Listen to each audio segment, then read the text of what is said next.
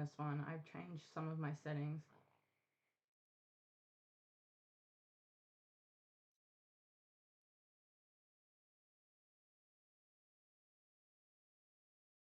Hello, hello, hello. It looks like it's working.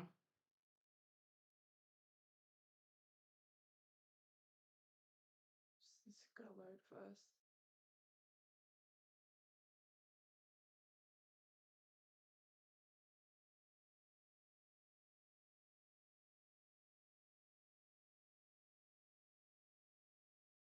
Yep, it's working. Okay. Okay. We're up to chapter 16 in this book. Hang on. I keep forgetting how far into the book we are now. Here we go. Chapter 16. I'm just gonna like read out everything that's in the books as well. Like I'm gonna read out the one I'm reading so you guys can like follow along. We're gonna highlight and annotate and all that. Actually, I have to put my glasses on. It's a bit far away for me to see. I'm blind. So I gotta put some glasses on. Because I'm just sitting off the side of the camera, like just over here. And it's in a really awkward position, so I have to make sure I've got to put my glasses on for it. I can't really see like long distance, which is annoying.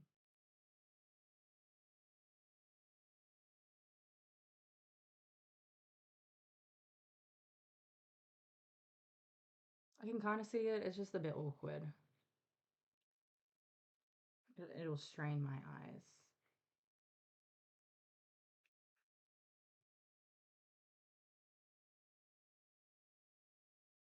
Right, where are we up to? So Candace has just met Rue, and they've decided to come up with a plan to destroy the career's supply of food and all the other resources. Right. Rue has decided to trust me wholeheartedly. I know this because as soon as we stop talking, she snuggles up against me and falls asleep. Nor do I have any misgivings about her, as I take no particular precautions. This is interesting for Katniss. I'm trying to like have a really light hand when highlighting because this highlighter like goes through a lot.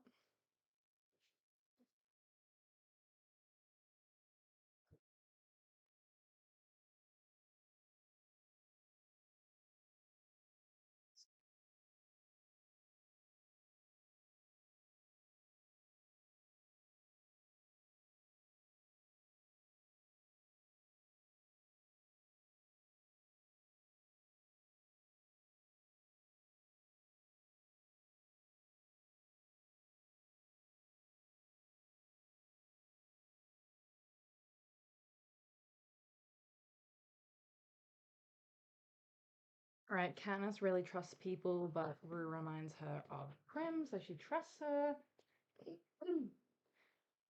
If she'd wanted me dead, all she would have had to do was disappear from that tree without pointing out the track jackass.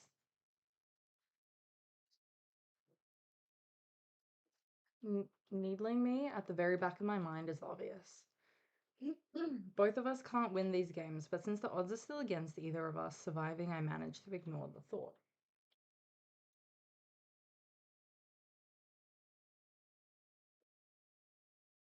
Besides, I am distracted by my later idea about the careers and their supplies. Somehow, Rue and I must find a way to destroy their food. I'm pretty sure feeding themselves will be a tremendous struggle, and I'm just gonna highlight this about because it is about food as well. Literally, the Hunger Games. It's becoming a very literal meaning at the moment.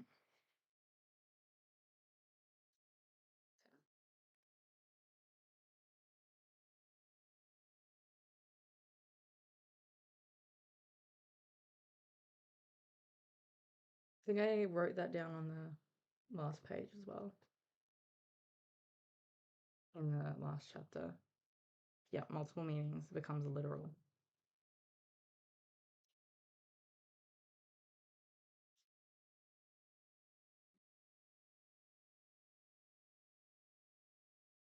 Literal meaning of the Hunger Games again. Right. Traditionally, the career tribute strategy is to get hold of all the food early on and work from there. The years when, if I can turn this page, the years when they have not protected it well. One year, a pack of hideous reptiles destroyed it. Another game maker's flood washed it away. Those are usually the years that the tributes from other districts have won. Flood washed it away. That's Annie's games right there. Hideous reptiles. I wonder. Lizard moths.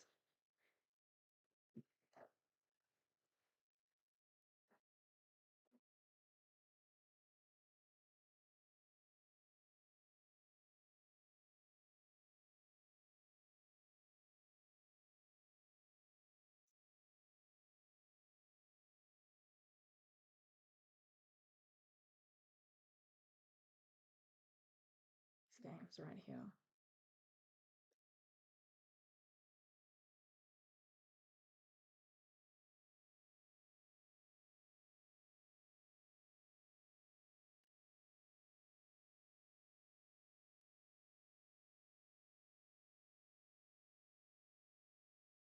That the careers have been better fed. Those are usually the years that tributes from other districts have won. That the careers have been better fed growing up is actually to their disadvantage because they don't know how to be hungry, not the way Rue and I do.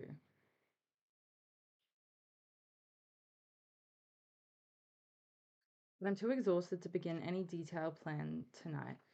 My wound's healing, my mind's still a bit foggy from the venom, and the warmth of Rue at my side, her head cradled on my shoulder, has given me a sense of security. I realize for the first time how very lonely I've been in the arena.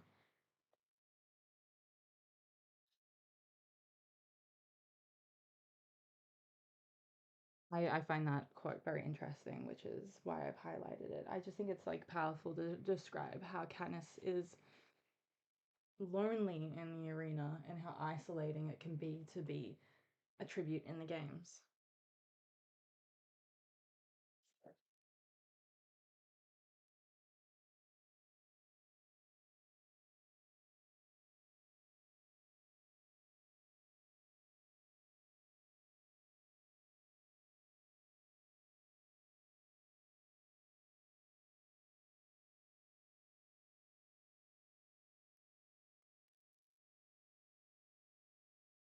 It's kind of right. I'm just saying it's isolating to be a tribute and a victor, a powerful quote.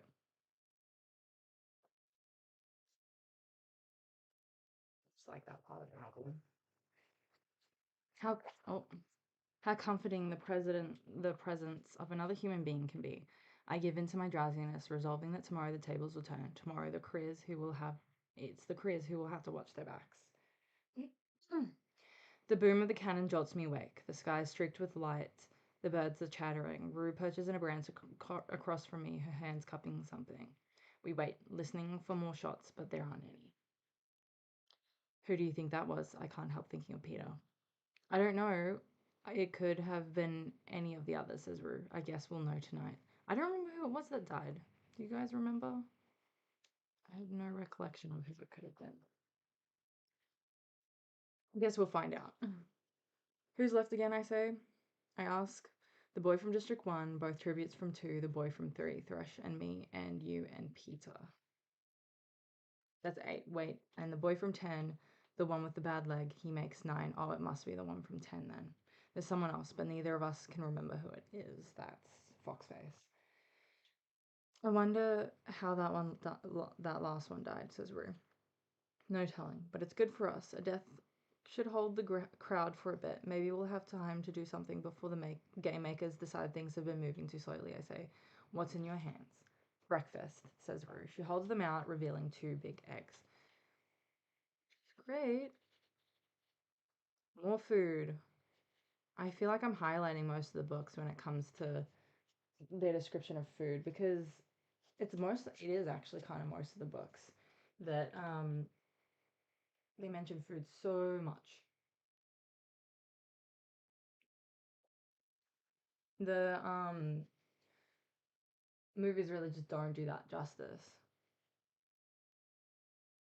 What kinds are those, I ask? Not sure. There's a marshy area over that way, some kind of water bird. It's nice to cook them, but it'd be nice to cook them, but neither of us wants to risk a fire. My guess is the tribute who died today was a victim of the careers, which means they've recovered enough to be back in the games. We each suck out the insides of an egg, eat a rabbit leg and some berries. It's a good breakfast anywhere. I'm just gonna highlight that as part of food.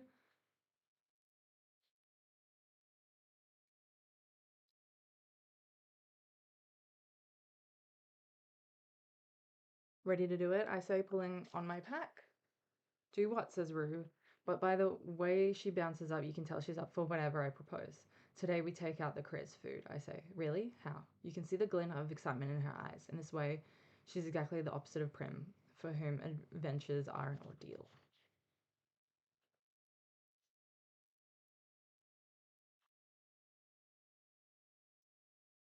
So I'm going to make a note here saying that there's a difference here between what they're both like.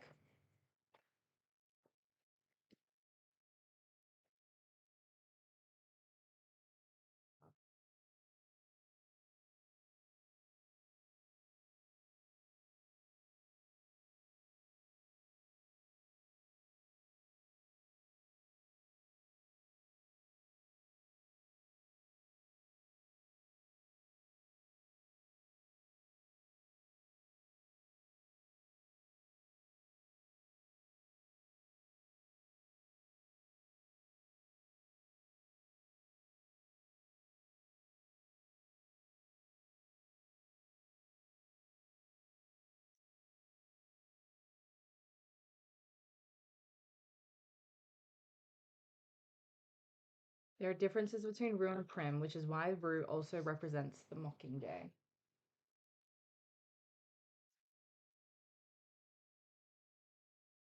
No idea, come on, we'll figure out a plan while we hunt, I say. We don't get much hunting done. Just gonna try and make this more clear for the camera. We don't get much hunting done though because I'm too busy getting every scrap of information I can out of Rue about the career space. She's only been in to spy on them briefly, but she's observant. They have set up their camp beside the lake. The supply stash is about 30 meters away. During the day, they've been leaving another tribute, the boy from District 3, to watch over the supplies. The boy from District 3, I ask, he's working with them? Yes, he stays at the camp full time. He got stung too when they drew the tracker jackers in by the lake, says Rue. I guess they agreed to let him live if he acted as their guard. But he's not very big. What weapons does he have, I ask. Not much that I could see. A spear. He might be able to hold a few of us off with that, but Thresh could kill him easily, says Rue. And the food's just out in the open, I say. She nods. Something's not quite right about that whole setup.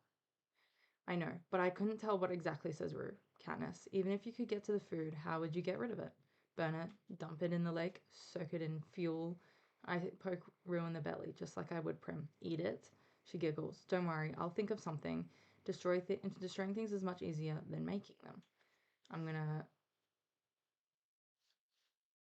highlight this as part of food as well. Eat it. Um, for a while, we dig roots. We gather berries and greens. We devise a strategy in hushed voices. This is a part of food as well. They're always thinking about food in this arena as well because it's part of their survival tactic. And I come to know Rue, the oldest of 6 kids, fiercely protective of her siblings, who gives her rations to the younger ones, who forages in the meadows in a district where the peacekeepers are far less obliging than ours. Rue, who, when you ask her what she loves the most in the world, she replies, of all things, music. Um, I'm just going to highlight all this because it's a part of Rue's characterization as well, and that's something that I would come back to for tagging like a using like a sticky note for, but I'm gonna do that during like another reread because I thought about doing that after I'd already started annotating it. So we'll do that at another point. Music, I say. In our world, I rank music somewhere between hair ribbons and rainbows in terms of usefulness. At least a rainbow gives you a tip about the weather. You have a lot of time for that?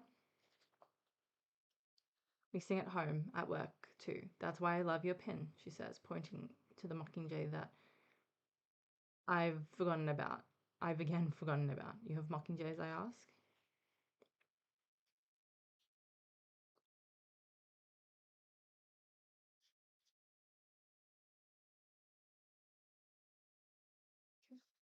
This is around about the time Rue kind of solidifies the fact that she and Katniss kind of represent the Mockingjay. Oh, yes, I have a few that are my special friends. We can sing back and forth for hours. They carry messages for me.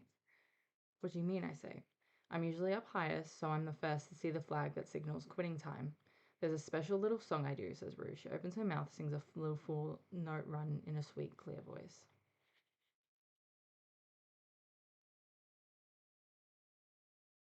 And the mockingjays spread it around the orchard. That's how everyone knows to knock off, she continues. They can be dangerous, though, if you can get too near their nests, but you can't blame them for that.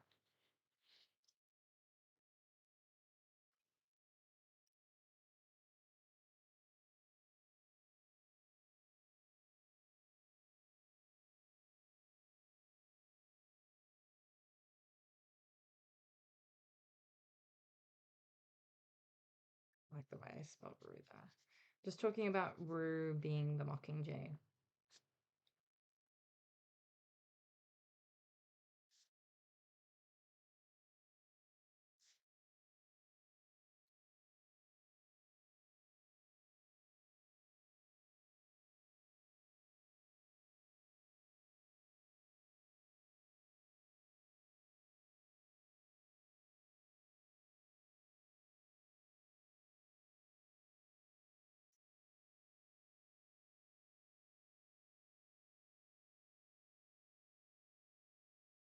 Here, Rue begins the story of the mockingjay as a symbol of rebellion.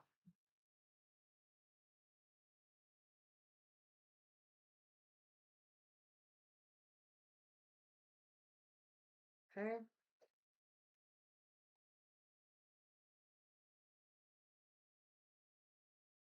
Now unclasp the pen and hold it out to her. Here, take it. You take it. It has more meaning for you than me. Oh no, says Rue, closing her fingers back over the pen. I like to see it on you. That's how I decided I could trust you. Besides, I have this. She pulls out a necklace woven out of some kind of grass from her shirt. On it hangs a roughly carved wooden star. Or maybe it's a flower. It's a good luck charm. I know there's like religion in District 11 or like symbols of old symbols, possibly of religion that we know in our own reality.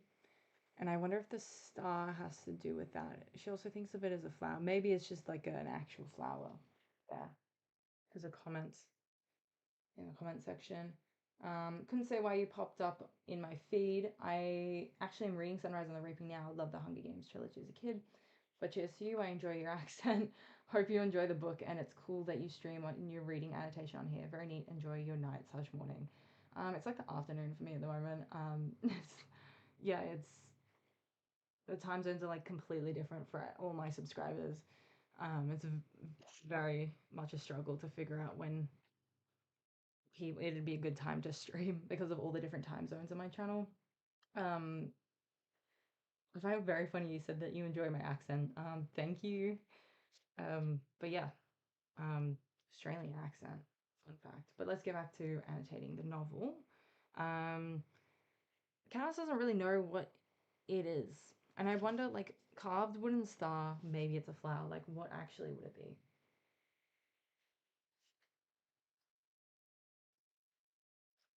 Well, it's worked so far. I say, pinning the mockingjay back on my shirt. Maybe you should just stick with that. By lunch, we have a plan. By early afternoon, we are poised to carry it out. I help Rue collect and place the wood for the first two campfires. The third, she'll have time for on her own. We decide to meet afterwards at the site where we ate our first meal together. The stream should. I think I kind of want to highlight that as food as well because they're always going back to food with their plans. It's always to do with food here. I'm so good at highlighting. Don't even get me started.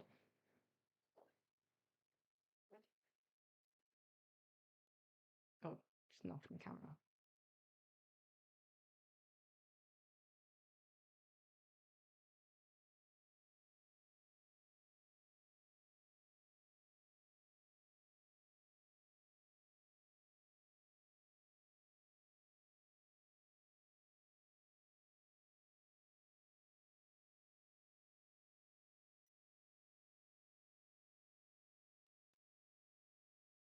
Dream should help guide me back to it. Before I leave, I make sure Rue is well stocked with food and matches. I even insist she take my sleeping bag in case it's not possible to rendezvous by nightfall. Foreshadowing.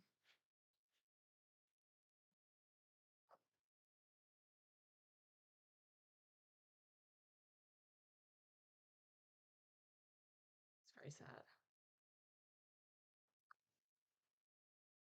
What about you? Won't you be cold? She asks. Not if I pick up another bag down by the lake, I say. You know, stealing isn't illegal here, I say with a grin.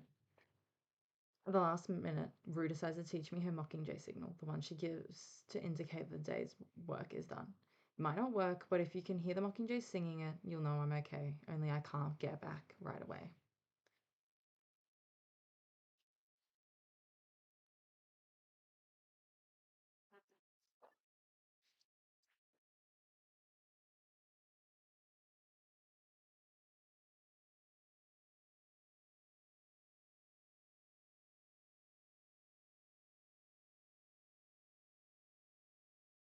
It's another sign of rebellion. Yeah.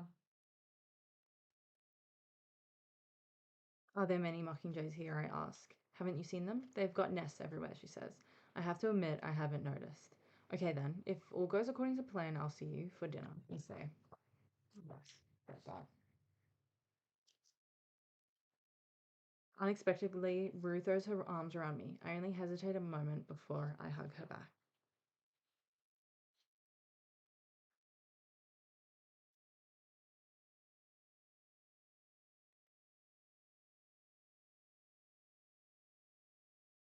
Be careful, she says to me. You too, I say,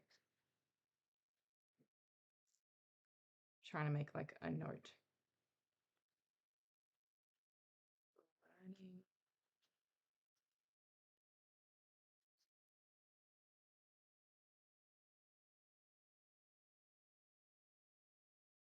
Janice is learning to trust again.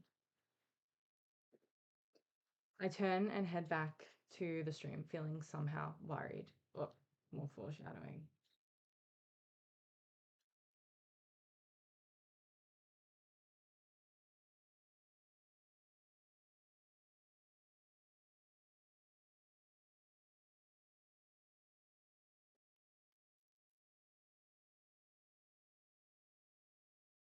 About Rue being killed, about Rue not being killed, and the two of us being left for last. About leaving Rue alone, about leaving Prim alone back home. No, Prim has my mother and Gail and a baker who has promised she won't go hungry. Rue has only me. That's powerful. Love that quote there.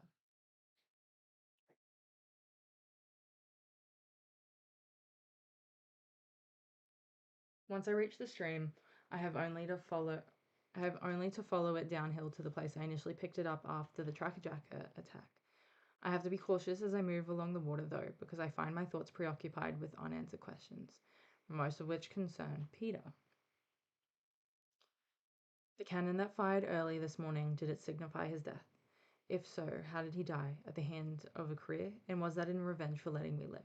I struggle again to remember that moment over Glimmer's body where he burst through the trees, but just the fact that he was sparkling leads me to doubt everything that happened.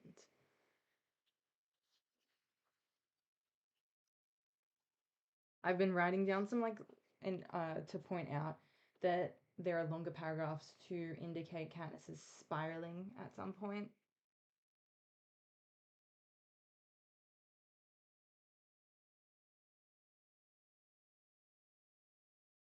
So I'm just going to write that down here.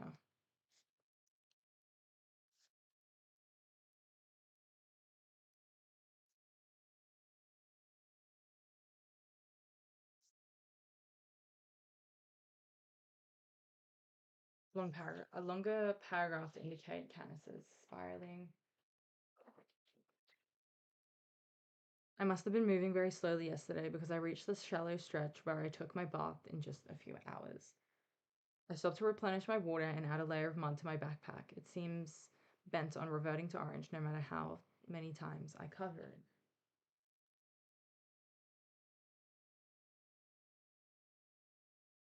I don't know if it was last stream or the stream before, but I mentioned that possibly the orange backpack has another meaning, and it's kind of because we know Peter's favorite color is orange, so it's possible that the orange that is hell bent on revealing itself through the mud is almost like Katniss struggling to not reveal her feelings for Peter, or her continuing to question her feelings for Peter.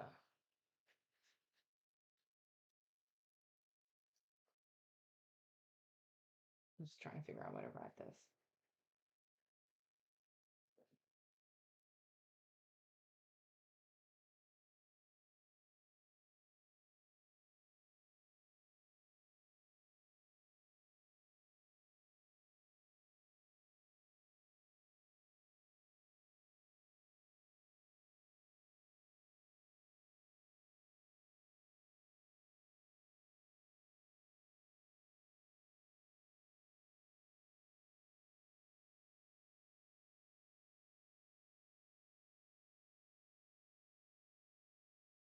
Does the orange bag reveal Candace's feelings as they begin unraveling and revealing and reveal themselves?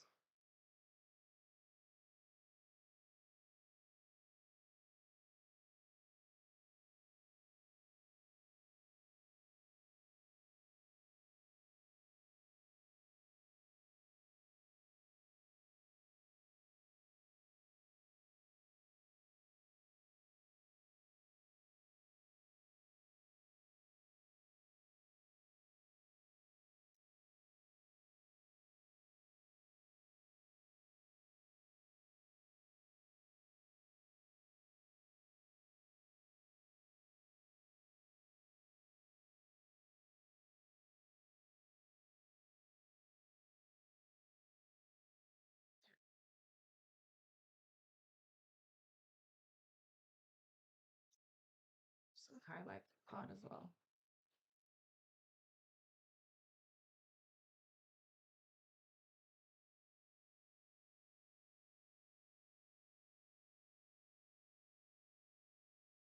My proximity to the careers camp sharpens my senses, and the closer I get to them, the more guarded I am, pausing frequently to listen for unnatural sounds. An arrow already fitted into the string of my bow. I don't see any other tributes, but I do notice some of the things Rue has mentioned: patches of the sweet berries, a bush with the leaves that healed my stings, clusters of trackerjacker nests in the vicinity of the tree I was trapped in, and here and there the black and white flash of a mockingjay wing in the branches over my head.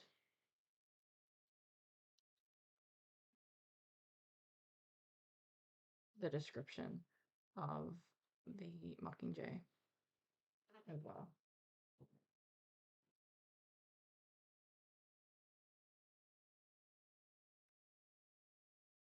When I reach the tree with the abandoned nest at the foot, I pause a moment to gather my courage.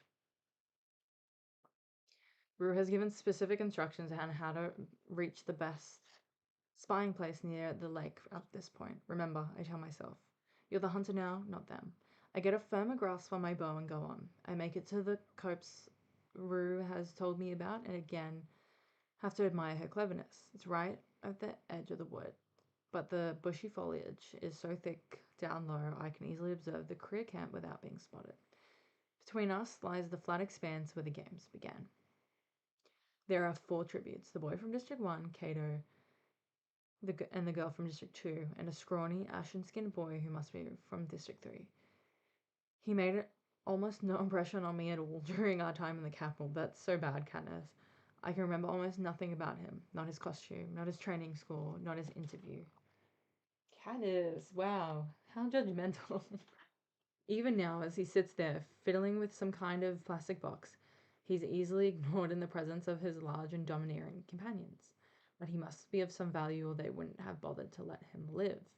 Still, seeing him only adds to my sense of unease over why the Krias would possibly leave him as a guard, why they have allowed him to live at all. All four tributes seem to still be recovering from the Tracker Jacker attack. Even from here, I can see the large swollen lumps on their bodies. They must not have had the sense to remove the stingers, or if they did, not known about the leaves that healed them. Apparently, whatever medicines they found in the cornucopia have been ineffective. The cornucopia sits in its original position, but its insides have been picked clean. Most of the supplies held in crates, burlap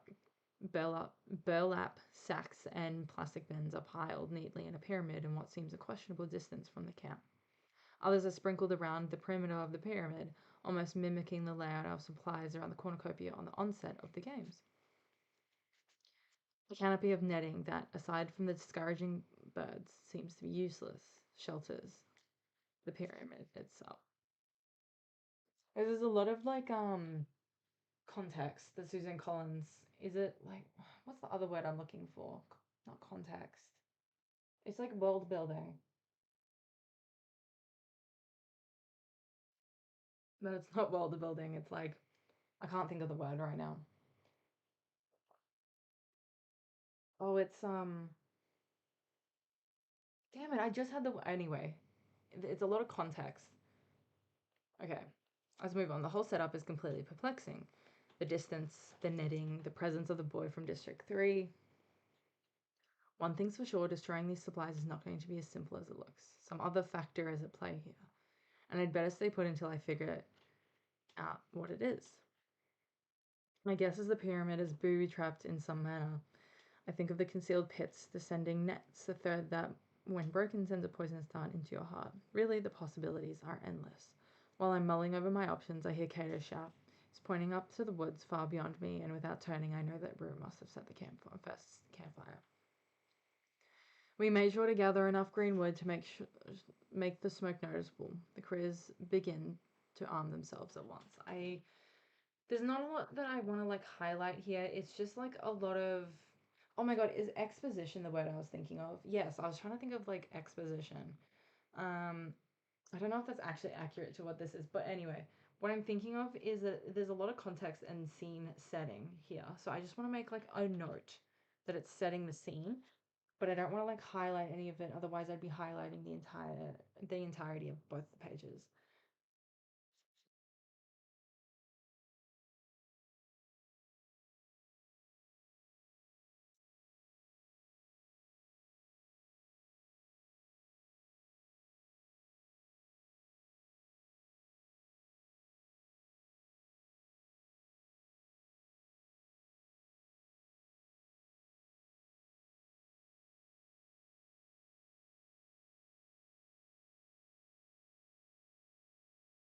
Right. Lots of lots of scene setting on as Katniss figures out how the supplies are rigged, and we're just gonna get going to the next bit that I was reading. An argument breaks out. It's loud enough for me to hear that it concerns whether or not the boy from District 3 should stay or accompany them. He's coming. We need him in the woods, and his job's done here anyway. No one can touch those supplies, says Cato. What about Loverboy? Says the boy from District 1. But I'm always knocking the camera, guys. Sorry. I keep telling you, forget about him. I know where I cut him. It's a miracle he hasn't bled to death yet. At any rate, he's in no shape to rate us, says Cato.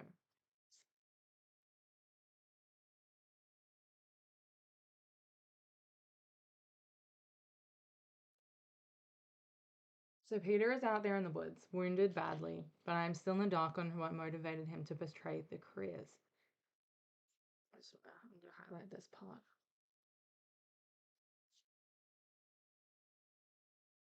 Because he's very confused. She's very confused here. She just has too many trust issues to see the truth about Peter. Takes a lot of convincing. Come on, says Cato. He throws a spear into the hands of the boy from District 3, and they head off in the direction of the fire. The last thing I hear as they enter the woods is Cato saying, When we find her, I kill her in my own way and no one interferes. Wait, does the boy from District 3 go with him? Does District 3 actually go with them? Because in the movies, they don't do that. Like, District 3 gets distracted. Wow, wait. And then he just blames District 3 for the bombs going off, like, on their own or something. Yeah, because, oh my god, wait, I didn't realize that the boy from District 3 goes with them. The movie clouded my judgment, guys. Wow. When we find her, I kill her in my own way and no one interferes. Somehow I don't think he's talking about Rue. She didn't drop a nest of tracker jackers on him. The one thing that she can figure out.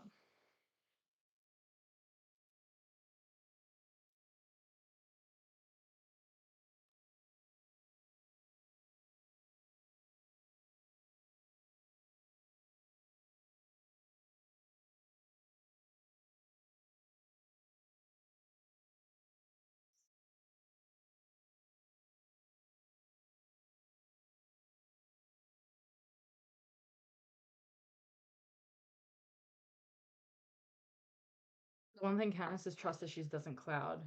Oh, I might say the judgment of, actually. Cloud the judgment of.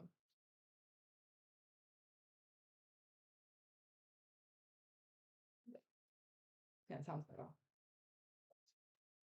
I stay put for half an hour or so trying to figure out what to do with the supplies. The one advantage I have with the bow and arrow is distance. I could send a flaming arrow into the pyramid easily enough. I'm a good enough shot to get it through those openings in the net, but there's no guarantee it would catch. More likely it'd just burn itself out, and then what? I'd have achieved nothing and given them far too much information about myself. That I was here, that I have an accomplice, that I can use the bow and arrow with accuracy. Did this chapter end with her blowing up the... Yeah, it does. I didn't know if it was, it ended with the supplies or with Rue. It's a very long, long chapter.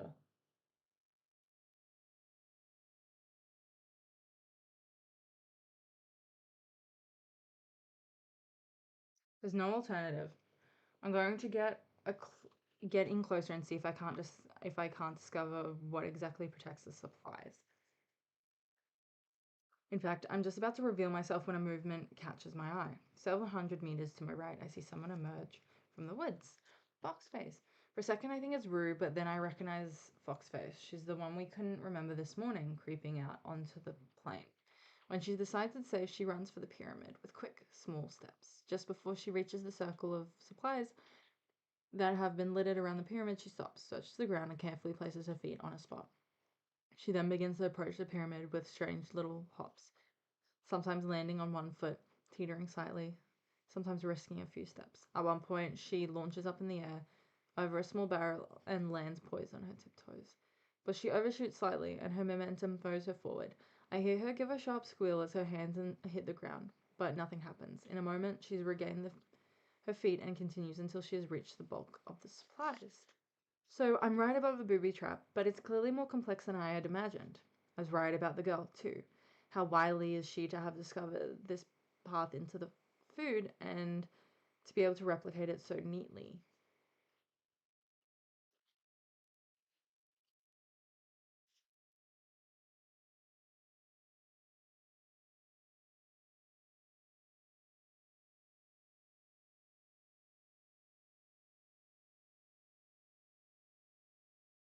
Imagine your nickname being Foxface, and you're like, yeah. She even uses that nickname to Peter. The poor girl's family.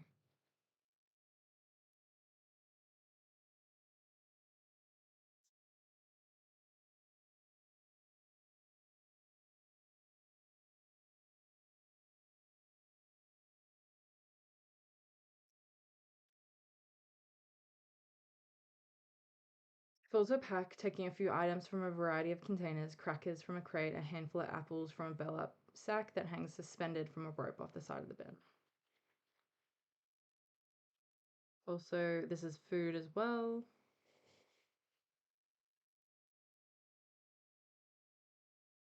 but only a handful from each, not enough to tip off that the food is missing.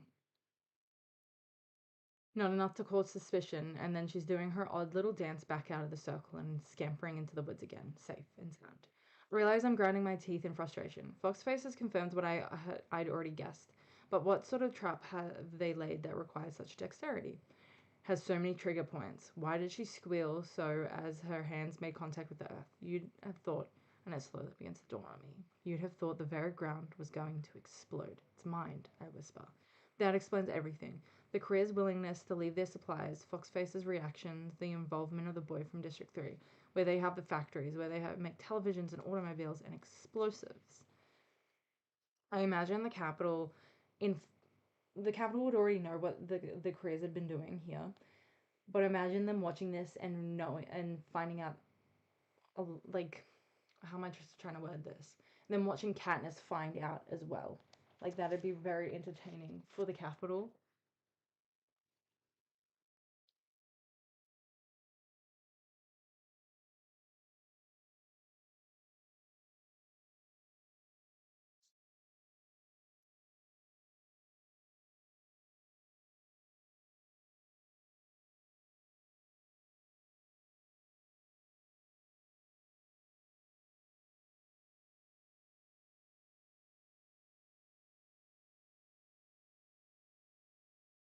That's all that. That's the entertainment factor right there.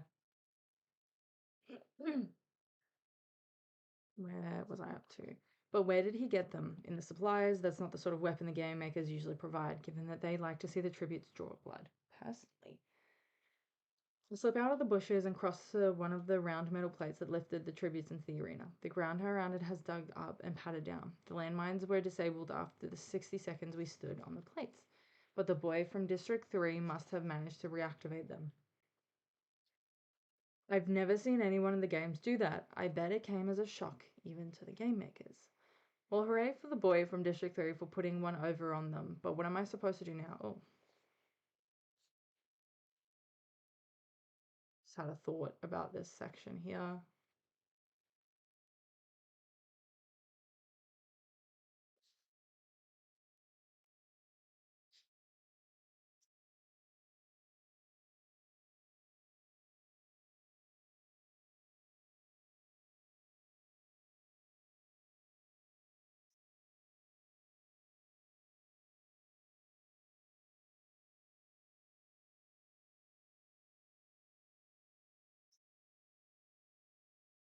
So I'm just saying it's an act of rebellion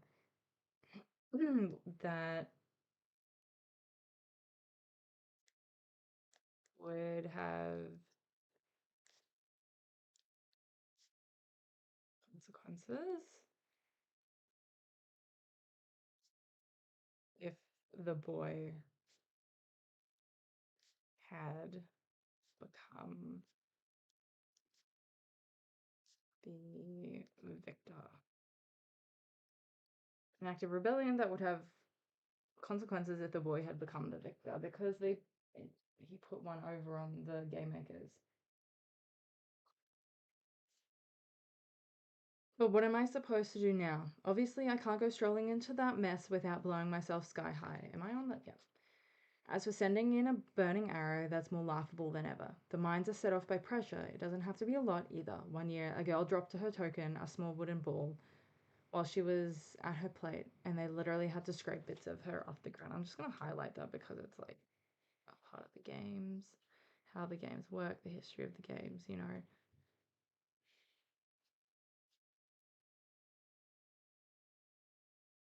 That's so evil as well to just like blow them sky high.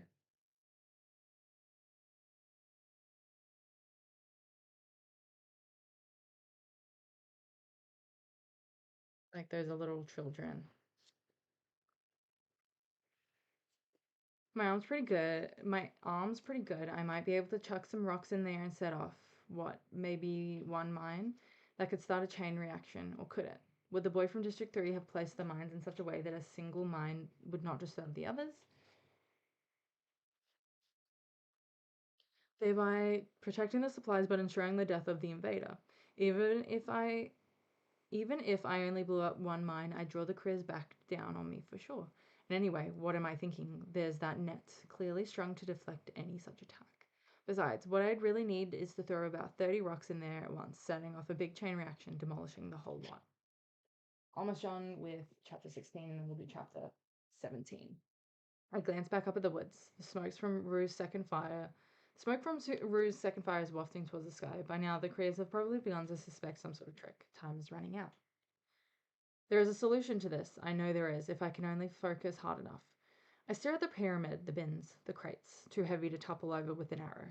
Maybe one contains cooking oil, and the burning arrow idea is reviving when I realize I could end up losing all 12 of my arrows and not get a direct hit on an oil bin. Since I'd just be guessing, I'm genuinely thinking of trying to recreate Foxface's trip up to the pyramid in the hope of finding a new means of destruction.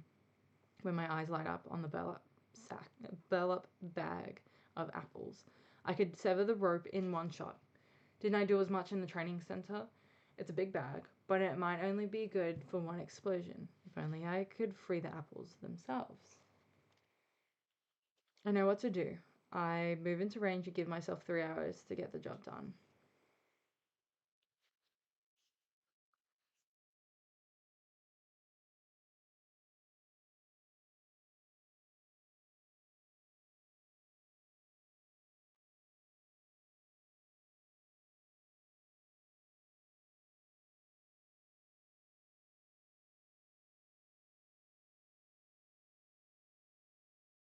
Just making a note of something that I thought of.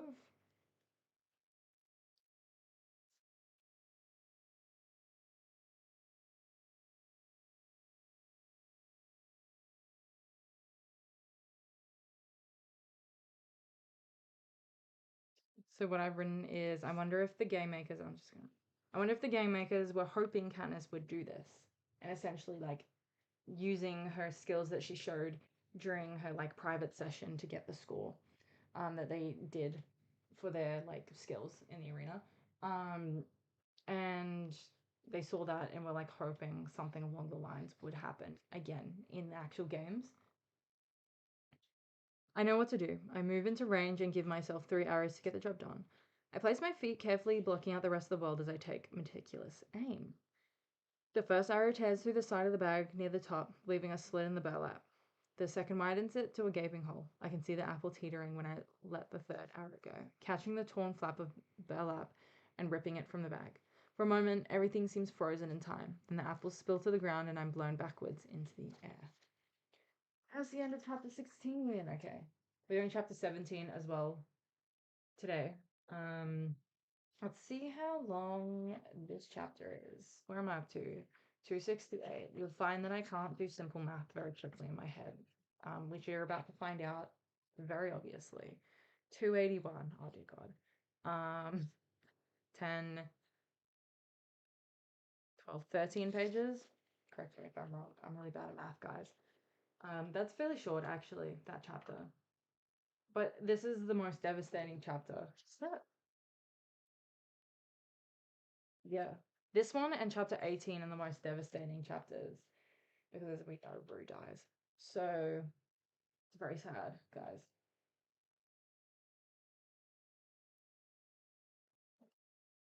The hard packed, the impact of the hard packed earth of the plane knocks the wind out of me. This is when Katniss also loses the hearing in her ear, and Capella has to repair it at the end of the Hunger Games, which they omit mostly from the movies. I think you'd argue that like there's ringing in her ears when she does this in the movies, but it continues on. Like eventually we see that that Katniss gets her hearing back in the movies, but she doesn't have that in the books. And they raise a lot of disability in the original trilogy.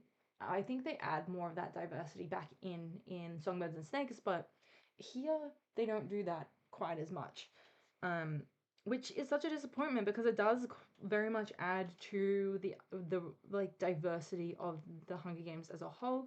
And Katniss's hearing comes back as like a funny little thing in Catching Fire, where she pretends that she can hear the force field in order to, because like her hearing was repaired, and she wants the attention not on her in Catching Fire. because she learnt from Beatty and Wyrus how to see a force field properly. And she doesn't want like Finnick and Mags, or like specifically Finnick, knowing that she can see it, because that means that he'd know a particular skill of hers and she doesn't trust him yet. And I think that part of her hearing really adds to the whole thing. Um, but yeah, back to after my little rant, let's get back to the actual novel that we're concentrating on, which is the first novel. Right, hang on. I'm gonna start again. The impact with the hard-packed earth of the plane knocks the wind out of me. My backpack does little to soften the blow. Fortunately, my quiver has caught in the crook of my elbow, sparing both itself and my shoulder, and my bow is locked in my grasp. The ground still shakes with explosions. I can't hear them. I can't hear anything at the moment, but the apples must have set off enough mines, causing debris to activate the others. I'm just gonna highlight this part of.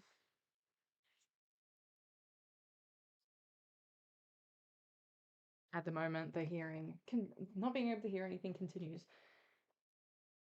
But the apples have set off enough mines, causing debris to activate the others. I managed to shield my face with my arm as shattered bits of matter, some of it burning, rain down on around me. An acrid smoke fills the air, which is not the best remedy for someone trying to regain the ability to breathe. After about a minute, the ground stops vibrating.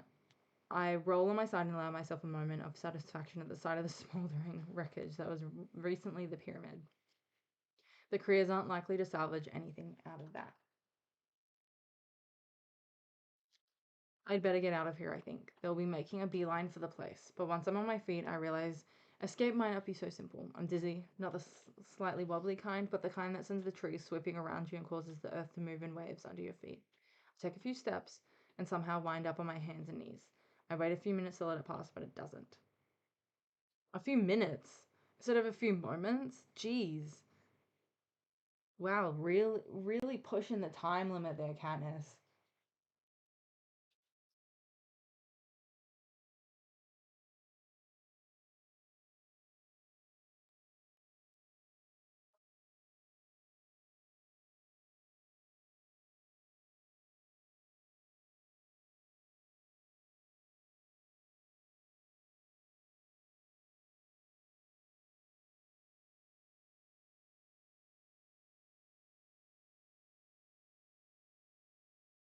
I'm literally writing that down, really pushing the time she has to escape. Panic begins to set in. I can't stay here. Flight is essential, but I can neither walk nor hear. I place a hand to my left ear, the one that was turned towards the blast, and it comes away bloody. Oh, that's not good.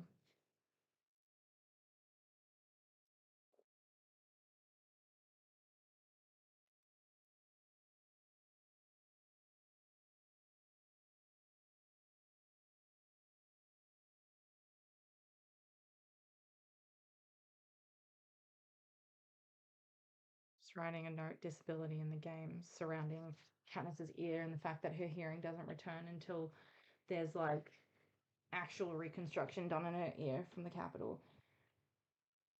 Have I gone deaf from the explosion? The idea frightens me. I rely as much on my ears as my eyes as a hunter, maybe more at times, but I can't let my fear show. Absolutely positively, I'm live on every screen in Panam.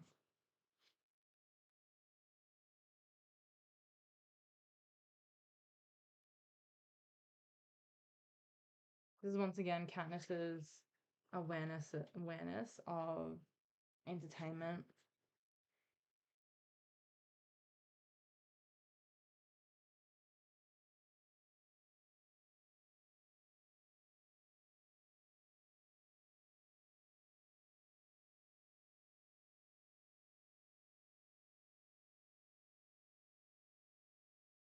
Wrote this one really small.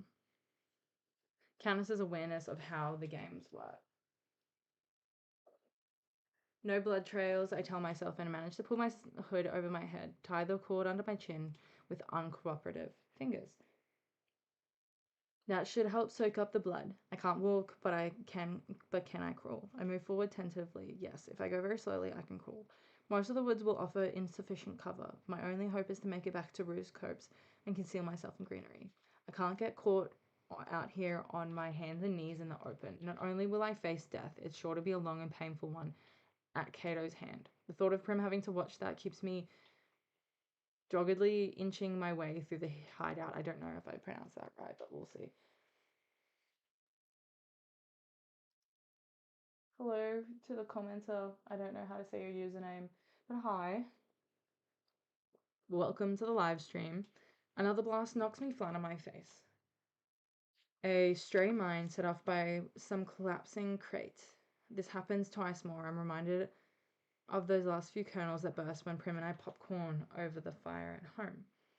To say I make it in the nick of time is an understatement. I have literally just dragged myself into the tangle of bushes at the base of the tree when there's Cato barreling onto the plain, soon followed by his companions. His rage is so extreme it might be comical, so people really do tear out their hair and beat the ground with their fists. Yeah. Doesn't Snow do that in the Ballad of Songbirds and Snakes? Um, the commenter, I love the Hunger Games. What book is this? This is the very first novel that we're annotating. I'm up to the point where Katniss has exploded the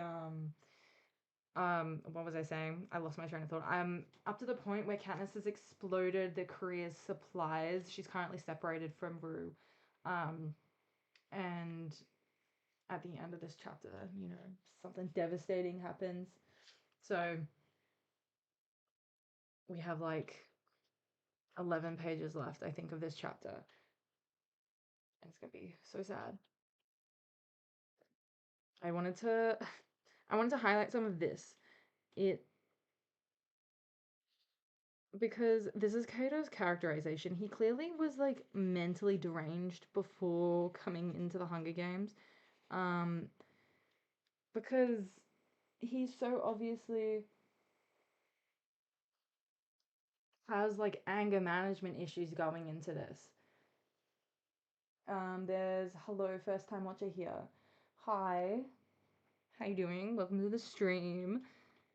If I didn't know what this was, that it was aimed at me, at what I have done to him, if I didn't know what, oh my god, if I didn't know that it was aimed at me, at what I have done to him, add to my proximity, my ability to run or defend myself, and in fact, the whole thing has me terrified. I'm glad my hiding place makes it impossible for the cameras to get a close shot of me, because I'm biting my nails like there's no tomorrow, gnawing off the last bits of nail polish, trying to keep my teeth from chattering.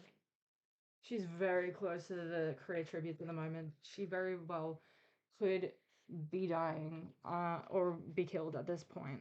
Um, and she can't hear any of this either because she's like literally like um, deaf at this point. She remains like half deaf throughout the rest of the games as well until the capital can repair her hearing.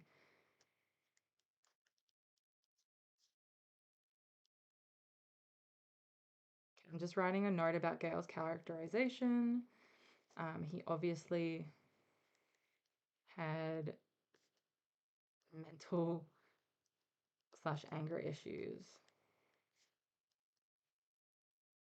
before the games. I wonder if that was the reason he volunteered. And people let him volunteer because they're like, well, Cato may as well go into the games because he is a mental case. So, oh, there's some conversation happening in my comment section.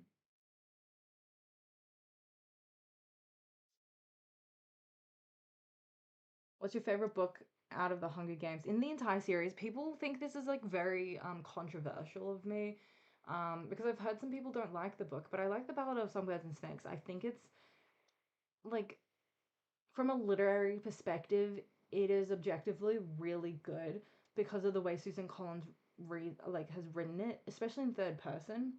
I think that's absolutely amazing how she's written it because it's such a good villain origin story where you don't actually he doesn't have a redemption arc, but you do understand Snow's motivations behind why he's so power hungry and obsessive. And I think it's I love the Ballad of Songbirds and Snakes, but obviously I always have a place in my heart for the original trilogy. So, and I will say about Sunrise and the Reaping, I feel like you can't really like reread it very often because of how devastating it is. Because I was sobbing that entire novel.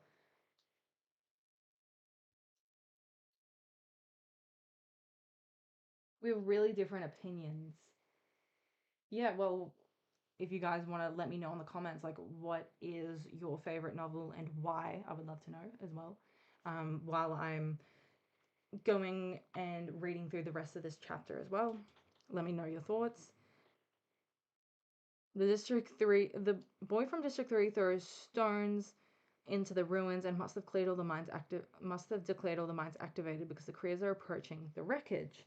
And the thing that I said earlier in the stream was what I noticed is that in the movies there's a really big difference that in District 3, um the District 3 boy, he stays in the movies around like the supplies, and then he sees Foxface running off with some supplies and he chases after her. But in the books, District 3 boy, sorry, actually goes with the careers to chase after like Rue and the fire.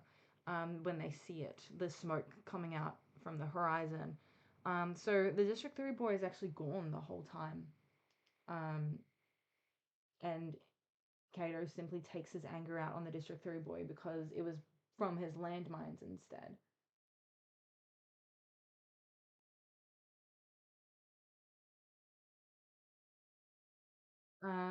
There is some more comments, like you guys are all having conversations. Um, I really want to read Sunrise and the Reaping. I feel like it'll be my favorite. Did you read it already? I have read Sunrise and the Reaping personally. And then there's another commenter saying the first book is their favorite. The Hunger Games always, it's always gonna have a place in my heart. The first book, it's really is. They're all very unique books as well. That develop different characters and have all sorts of different plots. It's very good. I do definitely see why the first book would be people's favorites. The Hunger Games movie was very rushed. Yeah, I think they have some like um I think the movies aren't perfect, but they're actually very book accurate, to be honest. I think the pacing in all of the movies are very rushed. I think the Songbirds and Snakes movie, that movie was really rushed. All right. Kato had finished the phase of his tantrum and had finished the first phase of his tantrum. The way that she says tantrum is so funny. Like, she's not wrong either. And takes out his anger on the smoking remains by kicking open various containers. More of Kato's characterization and anger issues. Oh, knocked my camera on accident.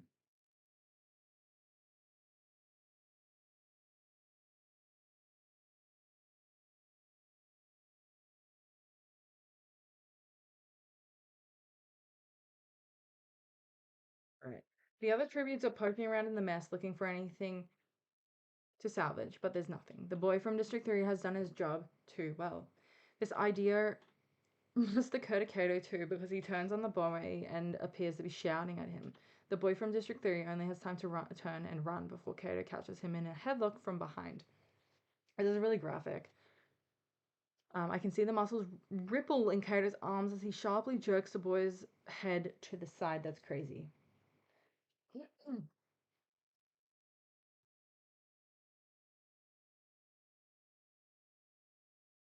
I'm just gonna highlight all of this. I'm sorry, I have like issues with highlighting the entire page, and I also can't highlight properly, apparently. Trying to have like a really light hand with the highlighter so it doesn't bleed through too much on the other side.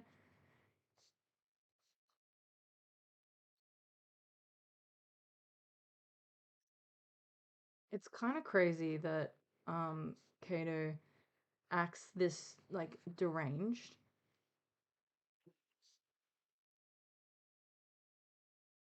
He clearly has issues. Let's see, this bleeds through a bit. He clearly has issues to begin with, which is kind of crazy.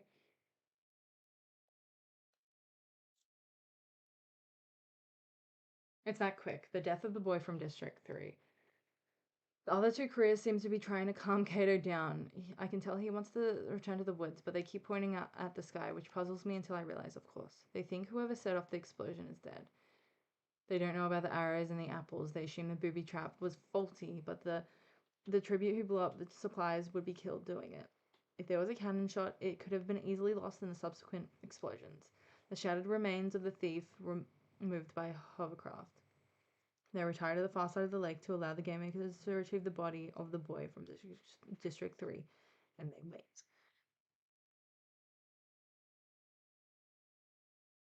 I can't help but just talk about how or think about how deranged Kato is because I am very curious to know what he was like before going into the games. It was like, was he mentally unhinged? I think that it's very definite. You know, like he was mentally like not all there, and the games just made him more unhinged. And obviously the propaganda of the capital definitely got to him, and I'm sure many other career tributes, like as we know, because they're career tributes, they um they definitely fall for the capital's propaganda. Like it's not entirely Cato's fault, but at the same time, like he just did not have a good enough upbringing clearly in District 2 to not be like crazy.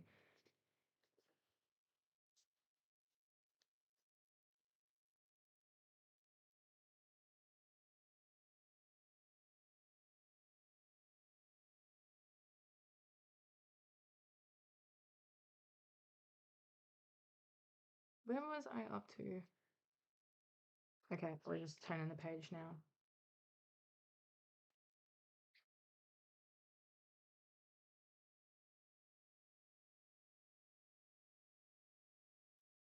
I, sup- I suppose a cannon goes off because Katniss still can't hear anything. The hovercraft appears and takes the dead boy. The sun dips below the horizon, night falls. Up in the sky, I see the seal and know the anthem must have begun. A moment of darkness. They show the boy from District 3. They show the boy from District 10, who must have died this morning. Then the seal reappears, so now they know the bomber survived. In the seal's light, I can see Kato and the girl from District 2 put on their night vision glasses. The boy from District 1 ignites a tree branch from a torch.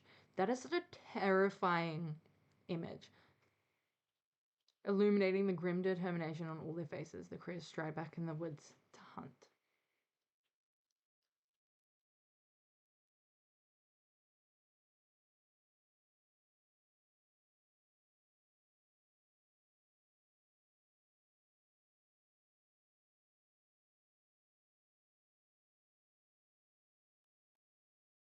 I'm just writing that down that it's a terrifying image.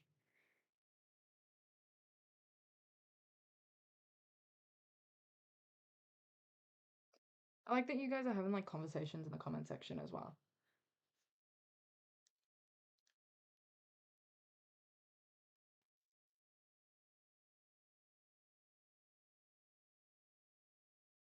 The dizziness has subsided and my left ear is still deafened.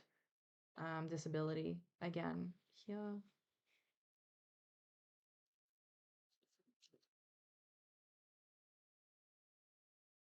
I can hear ringing in my right, which seems a good sign.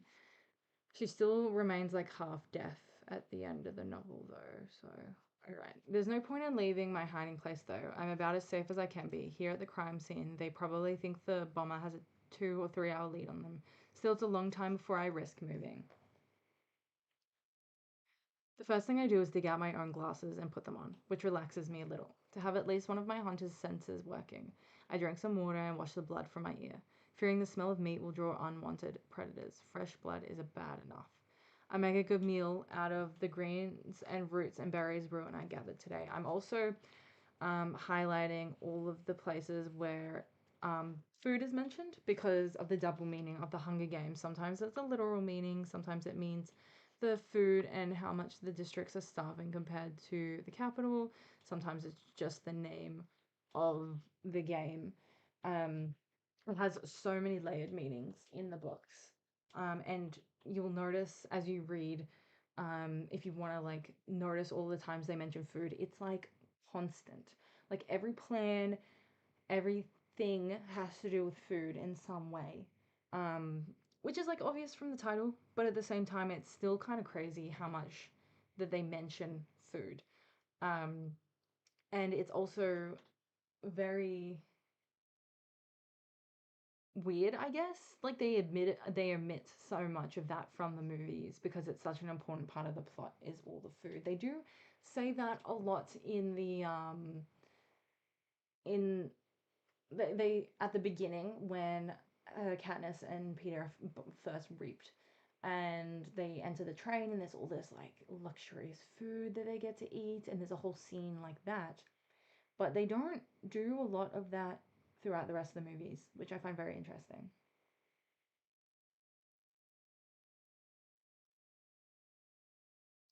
Where is my little ally? Did she make it back to the rendezvous point? Is she worried about me? At least the sky has shown we're both alive.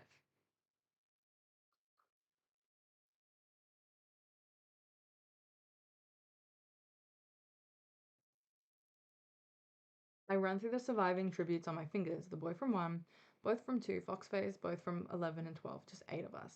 The bedding must be getting really hot in the capital. Also, I'm highlighting parts where Katniss is has like a really good understanding of how the games work. They'll be doing special features on each of us now, probably interviewing our family and friends.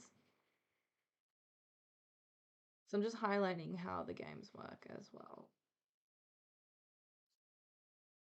I'm always great. I'm great at highlights, guys.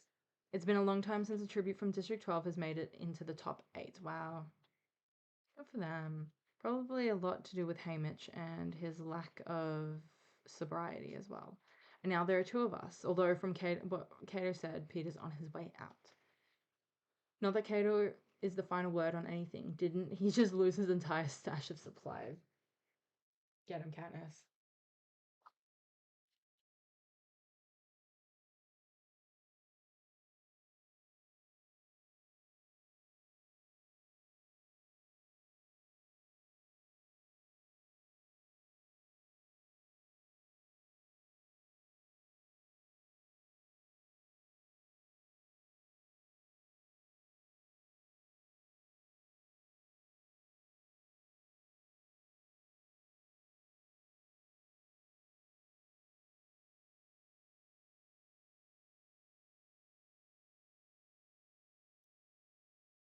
What I've written down here is another part of how the entertainment factor of the games work.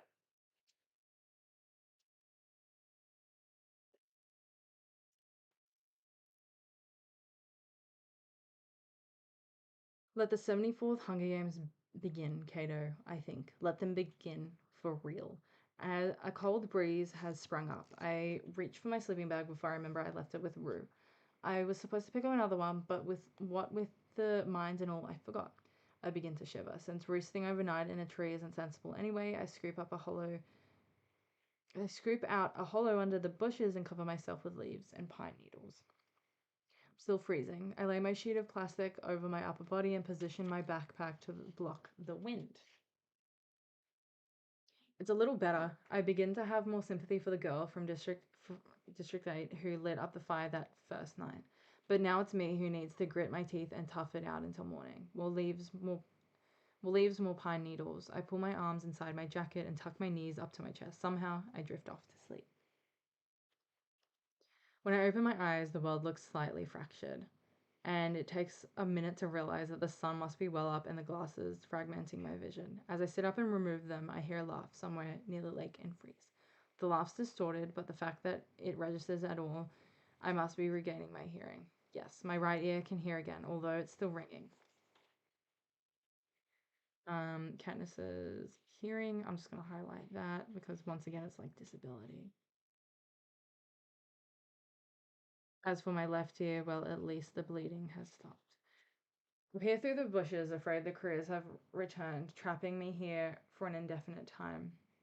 No, it's Foxface standing in the rubble of the pyramid and laughing.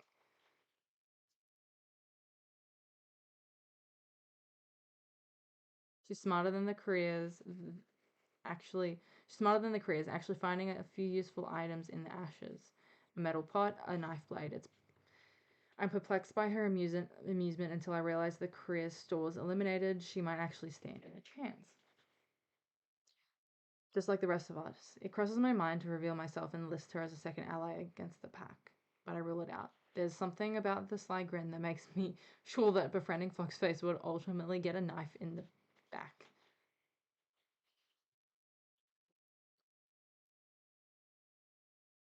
I'm just gonna highlight this. Foxface's characterization. Once again.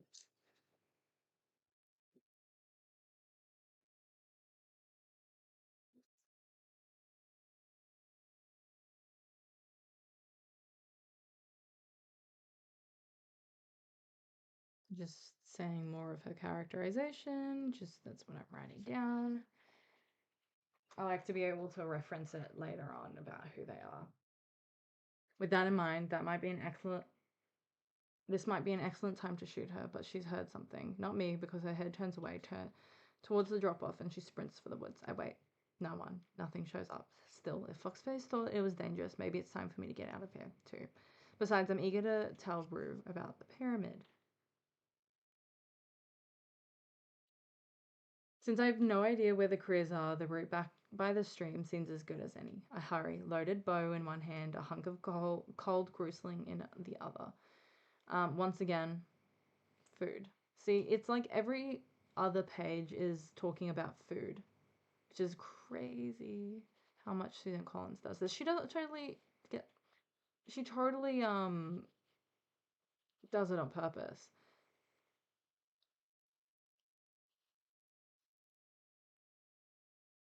Because I'm famished now, not just for the leaves and berries, but for the fat and protein in the meat.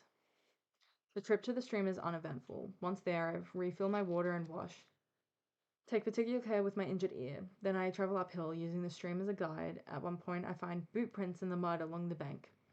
The Krias have been here, but not for a while. The prints are deep because they were made in soft mud, but now they're nearly dry in the hot sun. I haven't been careful enough about my own tracks, counting on a light tread, and the pine needles conceal my prints. Now I strip off my boots and socks and go barefoot up the bed of the stream. The cool water has an invigorating effect on my body, my spirits. I shoot two fish, easy pickings in the slow moving stream, and go ahead and eat one raw, even though I've just had the gristling. The second I'll save for Rue. So sad because Rue's never going to be able to eat it. Once again, food. That's how often food is just mentioned. She's always, always, always thinking about food here. Gradually, subtly, the ringing in my right ear diminishes until it's gone entirely. I find myself pouring at my left ear, periodically trying to clean away whatever deadens its ability to collect sounds.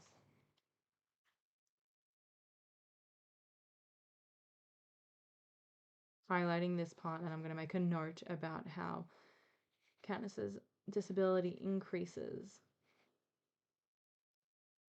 If there's improvement, it's undetectable.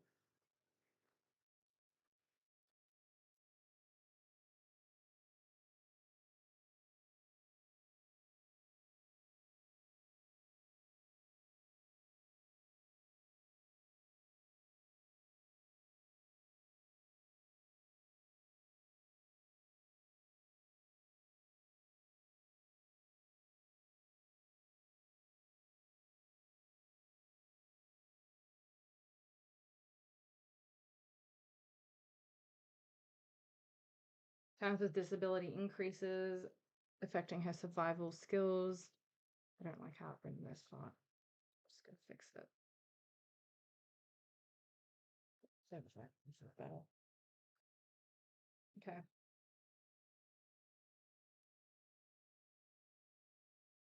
I can't adjust to deafness in the ear. Makes me feel off balance and defenseless in my left.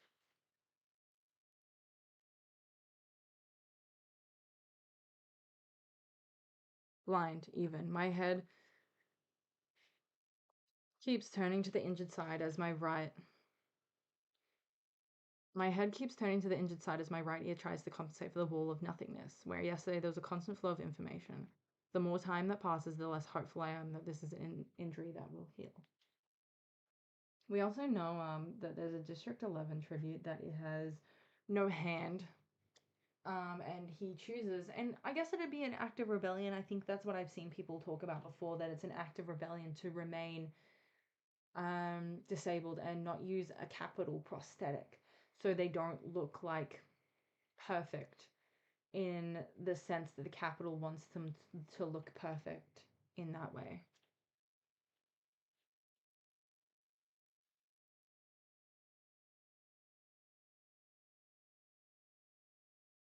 When I reach the site of our first meeting, I feel certain it's undisturbed. There's no sign of Rue, not on the ground or on the trees. This is odd. By now, she should have returned, as it's midday. Undoubtedly, she spent the night in a tree somewhere. What else could she do with no light and the careers with their night vision glasses trumping around the woods? And the third fire she was supposed to set, although I forgot to check for it last night, was the furthest from our site of all. She's probably just being cautious about making her way back. I wish she'd hurry because I don't want to hang around here too long.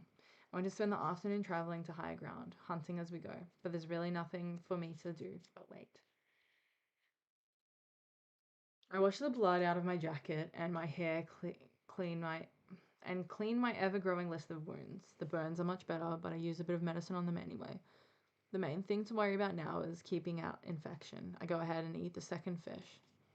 Once again, here's her talking about food. Here's her talking about food again.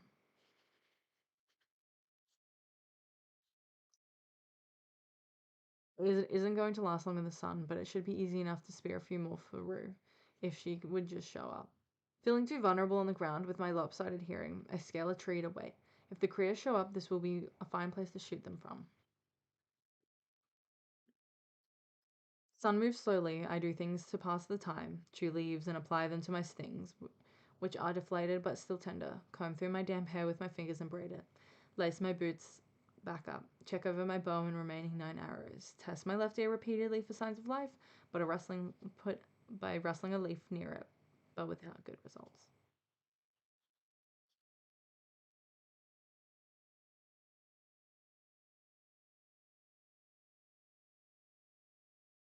Okay, we're almost done with chapter 17 as well. Despite the gruesling and the fish, my stomach's growling, and I know I'm going to have what we call a hollow day back in 12. This is also about food.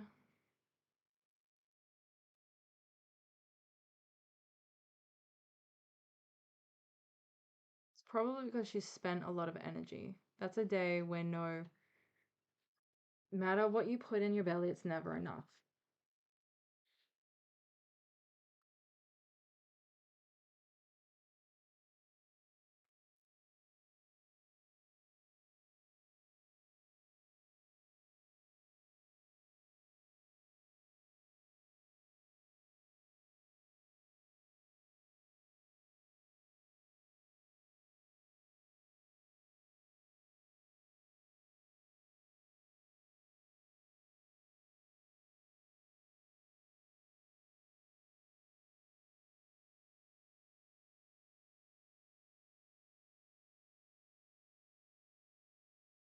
I've just written down here, probably because she spent a lot more energy than usual. Her ear is missing sound. Like she's, oh, I just accidentally highlighted a bunch of that. Oh well. So she's just spent a lot of energy like healing from all these wounds and everything that's been happening. And she's also using a lot of mental energy to get through the day. Having nothing to do but sit in a tree makes it worse. So I decide to give into it. After all, I've lost a lot of weight in the arena. I need some extra calories, and having the bow and arrow makes me far more confident about my future prospects. Once again, eating and food. Okay, I slowly peel and eat a handful of nuts. My last cracker, the grusling neck. That's good because it takes time to pick and clean. Finally, a grusling wing, and the bird is history. But it's a holiday, and even with all that, I start daydreaming about food.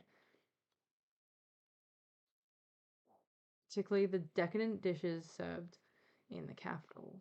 Well, she's about to eat all of that when she becomes the victor. The chicken in creamy orange sauce. This is making me hungry, Katniss. What the hell? The cakes and pudding, bread with butter, noodles, and green sauce, the lamb, and dried plum stew. I suck on a few mint leaves and tell myself to get over it. I'm going to point out this again later, but it's very interesting that she mentions mint leaves so much.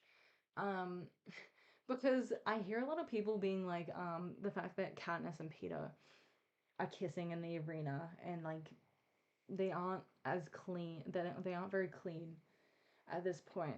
So it'd be kind of gross. But as we notice, she's actually chewing on mint leaves, which in a way makes it a little bit better that they're like kissing. You know, I think Susan Collins did that strategically.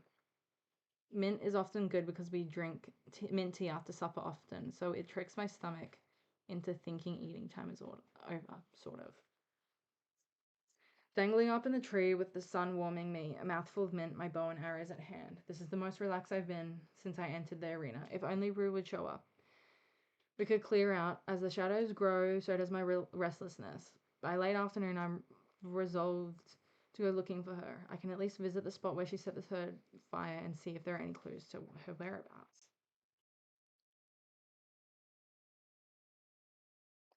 Before I go, I scatter a few mint leaves around our old campfire. Since we gathered these some distance away, Rue will understand I've been here while they'll mean nothing to the careers. I was about to see something really devastating, guys. In less than an hour, I'm at the place where we agreed to have the third fire, and I know something has gone amiss. The woods have been neatly arranged, expertly interspersed with tinder, but it has never been lit. Rue set up the fire, but never made it back here. Somewhere between the second column of smoke, I spied before I blew up in the supplies, and at this point, she ran into trouble. I have to remind myself she's still alive, or is she? Could the cannon shot announcing her death have come in the wee hours of the morning, when even my good ear was too broken to pick it up? Will she appear in the sky tonight? No, I refuse to believe it. There could have been 100 other explanations. She could have lost her way, run into the pack of predators, or another tribute, like Thirsch, and had to hide. Whatever happened, I'm almost certain she stuck out there, somewhere between the second fire and the unlit one at my feet. Something is keeping her up in a tree.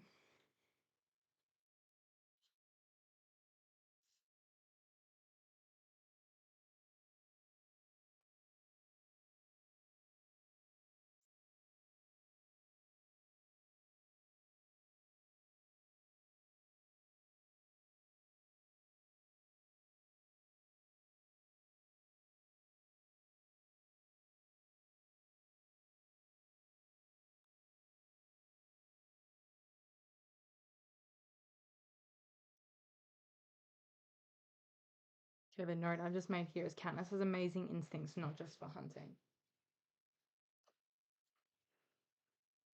So I think I'll go hunt it down. It's a relief to be doing something after sitting around all afternoon. I creep silently through the shadows, letting them conceal me. But nothing seems suspicious. There's no sign of any kind of struggle, no disruption of the needles on the ground. I've stopped just for a moment when I hear it. I have to cock my head around to the side to be sure, but there it is again. Rue's four-note tune coming out of the Mockingjay's mouth, the one that means she's all right.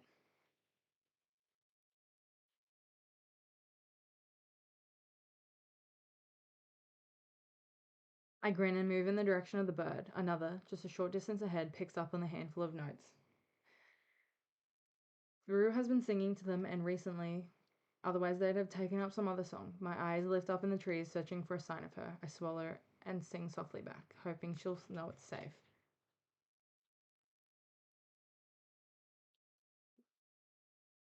Mockingjay repeats the melody to me, and that's when I hear the scream.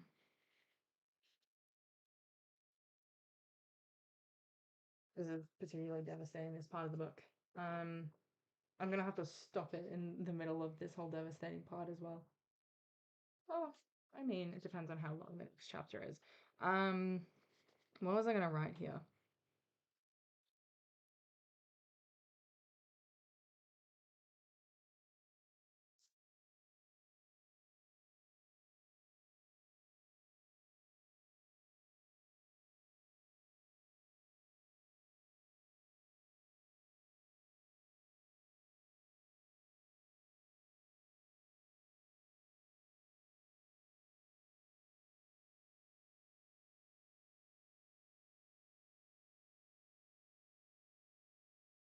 What I've written here is singing for Katniss is rare. It means a lot that she sings to find Rue. It's a child's scream, a young girl's scream. There's no one in the arena capable of making that sound except Rue. Now I'm running, knowing this may be a trap, knowing the three creatures may be poised to attack me, but I can't help myself. There's another high pitched cry, this time my name, Katniss. Katniss, Rue, I shout back as she knows I'm near, so they know I'm near, and hopefully the girl who has attacked them with tracker jackets and got an 11 they still can't explain will be enough to pull their attention away from her. Rue, I'm coming. When I break into the clearing, she's on the ground, hopelessly entangled in a net. She just has enough time to reach her hand through the mesh and say my name before the spear enters her body. I am going to highlight this bit.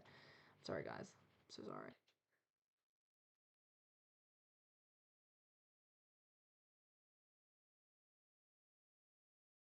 And the spear has entered her body.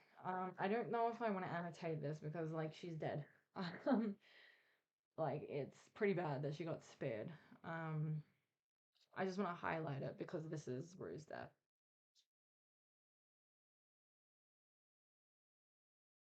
Would it be inappropriate for me to put like a frowny face? Um, it's like a little frowny face. I'm sorry, guys. Okay, I might do chapter 18 as well because I'm like really in like reading right now. Okay, let's see how many pages this is because I know in this time that that Rue dies and then they change the rules. Pretty sure. I think this is right before the next part as well. Oh, this is a lot longer of a chapter than I expected. Yeah, so we'll finish part two and then we'll do part three. We'll start part three on Thursday. Then is it Tuesday today? Yeah. Okay. 282 to 296 is how many pages, guys? 10, 14 pages. I'm good at math, guys. Amazing at it. In fact, just knocked my camera on accident. Oh, I knocked it again. Okay, chapter 18 is Rue's death. And the rule change. Okay, let's get stuck into it. 14 pages to go for this stream. The boy from District 1 dies before he can pull out the spear. So he's like leaning over Rue. The image that I have in my head. He's leaning over Rue, puts the spear in her body, killing her. That ultimately kills her. And then as he's about to pull out the spear for Rue, Katniss shoots him. He collapses dead, and the spear is still in her body, in Rue's body. My arrow drives deeply in the center of his neck. He falls to his knees and halves the breath, the brief remainder of his life by yanking out the arrow and drowning in his own blood. I'm reloaded, shifting my aim from side to side while I shout at Rue, "Are there more? Are there more?" She has to say no several times before I hear it. Rue has rolled to her side, her body curved in and around the spear. I shove the boy away from her and pull out my knife, freeing her from the net. One look at the wound, and now it's far beyond my capacity to heal. Beyond anyone's, probably. The spearhead is buried up to the shaft in her stomach. I crouch before her, staring helplessly at the embedded weapon. There's no point in comforting words. I'm in telling her she'll be all right. She's no fool. Her hand reaches out, and I clutch it like a lifeline, as if it's me who's dying instead over it. You blew up the food, she whispers. Every last bit, I say. You have to win, she says.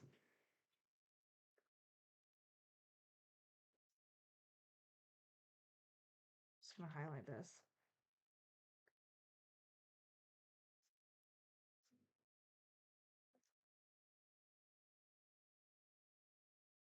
I just said like Primas.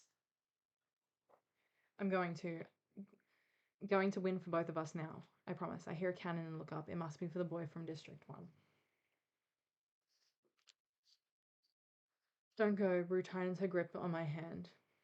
Oh, that makes me so sad. Of course not. Staying right here, I say. Okay. There's a song coming up and I'm not singing on camera at all, ever. You guys are not getting that. In fact, I might even skip over that part of the dialogue. Of course not. Staying right here, I say. I move in closer to her, pulling her head onto my lap. I gently brush the dark, thick hair behind her ear. This entire scene makes me sad, guys. Should I just highlight all of it and be like, sad? And that's just my annotation for this whole book. Sing, she says, but I barely catch the word sing. Sing what? I do know a few songs, believe it or not. There was once music in my house too. Music I helped make. Like the covey. My father pulled me in with that remarkable voice, but I haven't sung much since he died.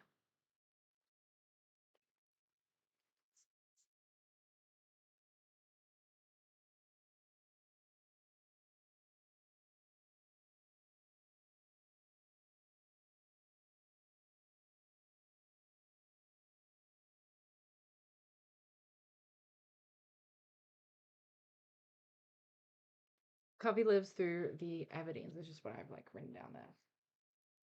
Except when Prim is very sick, then I sing to her the same songs she liked as a baby. The quote is that's coming up is particularly devastating. Sing. My throat is tight with tears, hoarse from smoke and fatigue, but if this is Prim's, I mean Rue's last request, I have to at least try.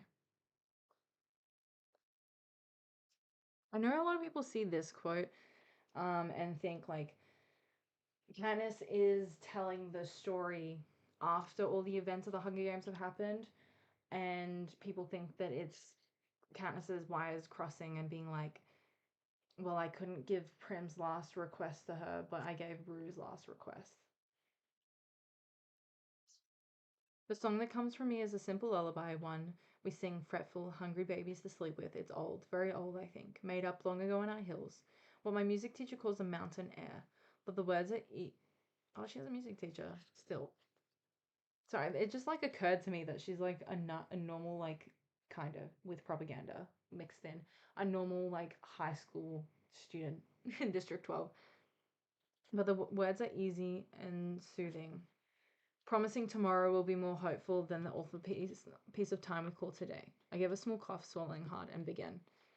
I think I could probably analyze the whole song here at some point, like a video. I wonder because if it's like supposed to be an old song and we know Suzanne Collins pulls the Covey songs out of poems, like they're supposed to be poems, old poems that were actually real. Like Lucy Gray is named after a William Wordsworth poem. So I wonder if it's like real because I've never actually seen the this song like anyone mention that this song is real. But I'm not singing it. I'm sorry, guys. I'm not even gonna say it out loud because I don't know how to do that without it like sounding really bad.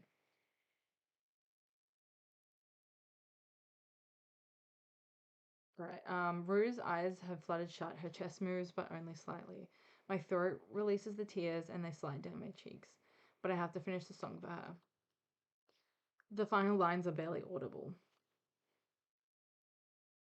Everything's still and quiet, then almost eerily the Mockingjays take up my song.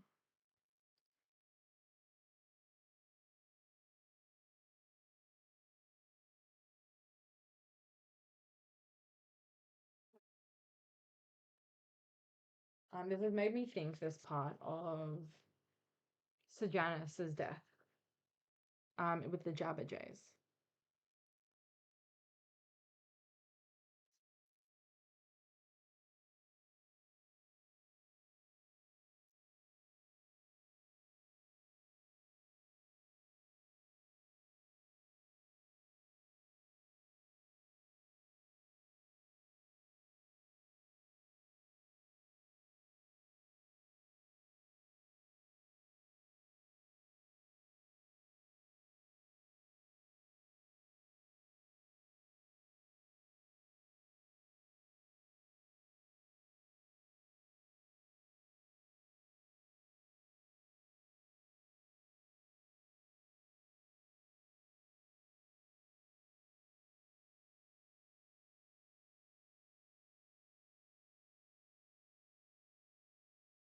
What I've written down here is similar to Sejanus's death with. Hang on, I just want to.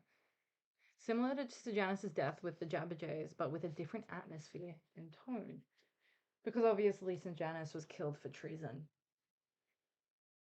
For a moment, I sit there, watching my tears drip down her face. Rue's cannon fires. I lean forward and press my lips against her temple slowly, as if not to wake her. I lay her head back on the ground and release her hand. They want me to clear out now so they can collect the bodies, and there's nothing to stay for. I roll the boy from District 1 onto his face and take his pack, retrieve the arrow that ended his life. I cut Rue's pack from her back as well, knowing she'd want me to have it, but leave the spear in her stomach. Weapons and bodies will be transported to the hovercraft. I've no use for a spear, so the sooner it's gone from the arena, the better.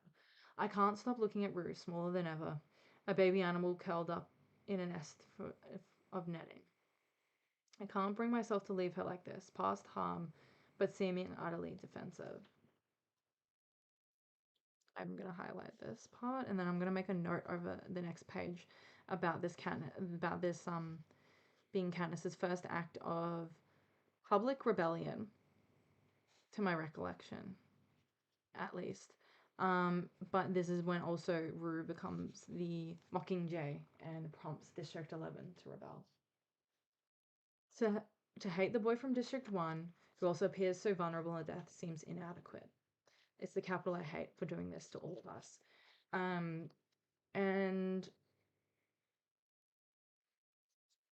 thinking this is just an act of rebellion within itself, realizing who the real enemy is.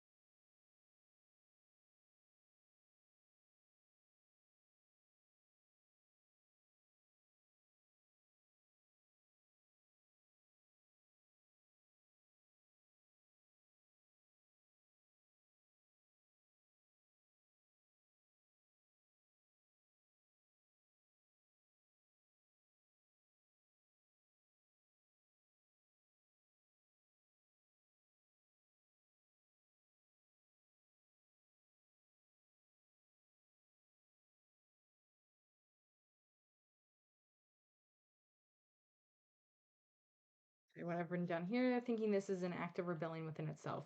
Remember who the real enemy is.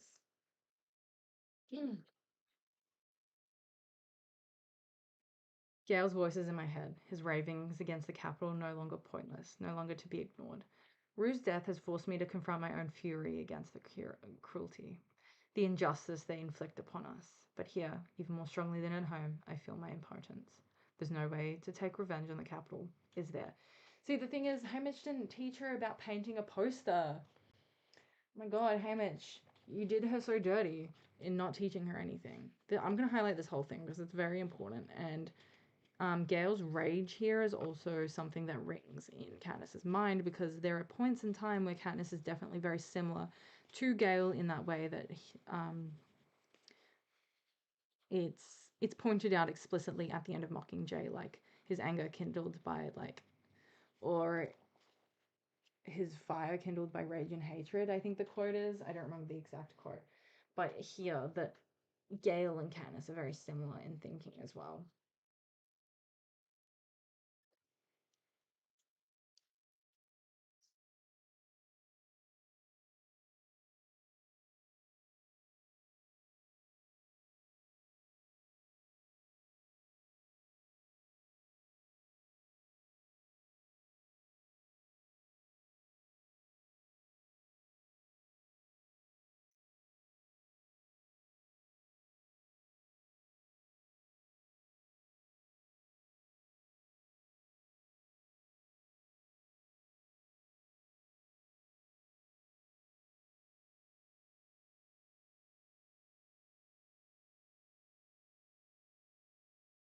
Gale and Katniss are very similar in thought. Their actions and moral lines are simply different. Then I remember Peter's words on the roof. Only I keep wishing I could think of a way to show the capital they don't own me, that I'm more than just a piece of in their games. Um,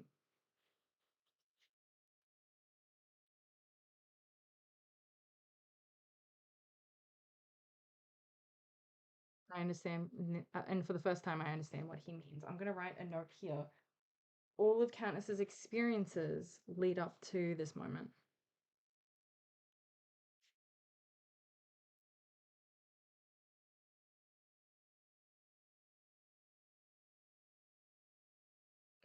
Back to the camera again.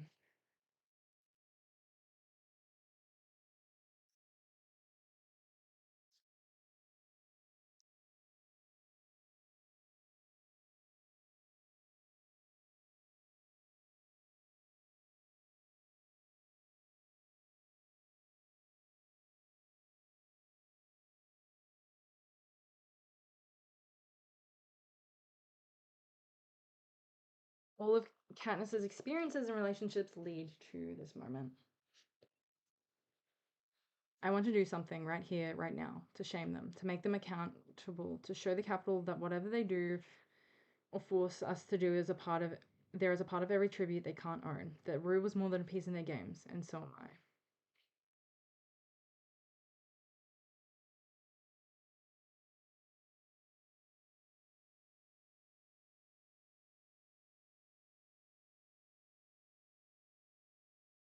I'm highlighting this entire page at this point, guys. I'm sorry. A few steps into the woods grows a bank of wildflowers. Perhaps they really are weeds of some sort, but they have blossoms and beautiful shades of violet and yellow and white. I gather up an armful and come back to Rue's side slowly. One stem at a time, I decorate her body in the flowers. I cover the ugly runes wreathing in her face, weaving her hair with bright colors.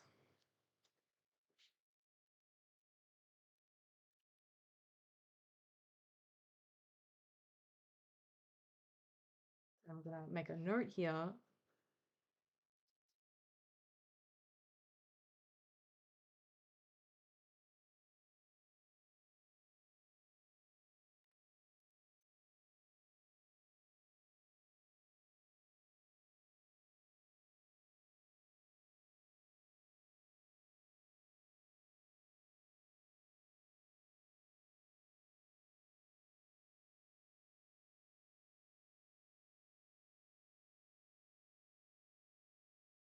This is Katniss's first act of public rebellion. Katniss, I'm gonna write this is in reference to Sunrise and the Reaping as well here.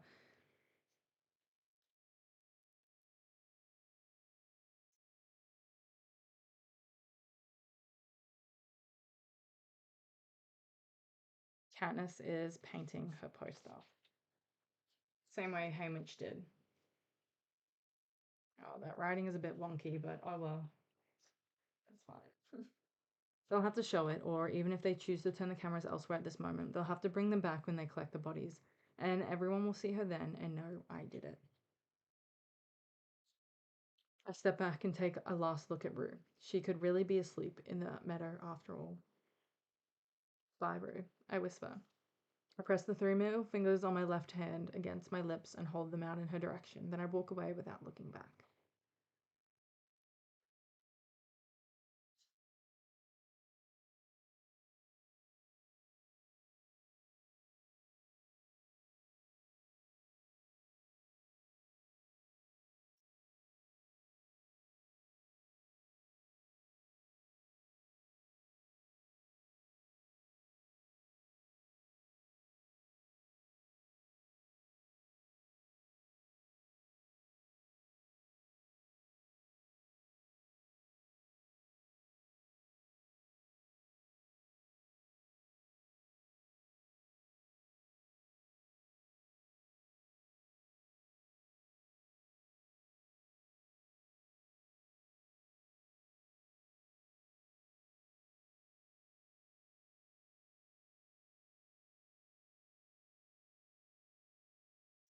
Katniss uses her knowledge of the games to advantage to create her act of rebellion. That's just the note I put down there. The birds fall silent somewhere. A mockingjay gives the warning whistle that precedes the hopcraft. I don't know how it knows. It must hear things that humans can't. I pause. My eyes focus on what's ahead, not what's happening behind me. It doesn't take long. The general birdsong begins again, and I know she's gone. Another mockingjay, a young one by the look of it, lands on a branch before me and bursts out Rue's melody, my song, the hovercraft, were too unfamiliar for this novice to pick up. but it has mastered her handful of notes, the one that means she's safe. Good and safe, I say as I pass under its branch.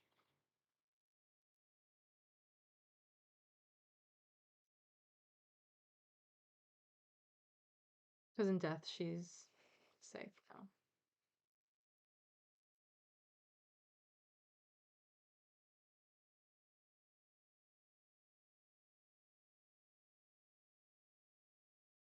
Rue is safer in death than living through the oppression of the games.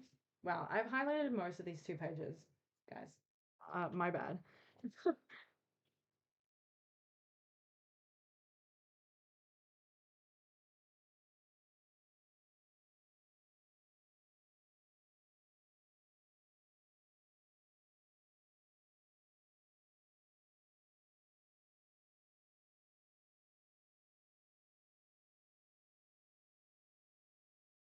Rue is safer in death than she was in life.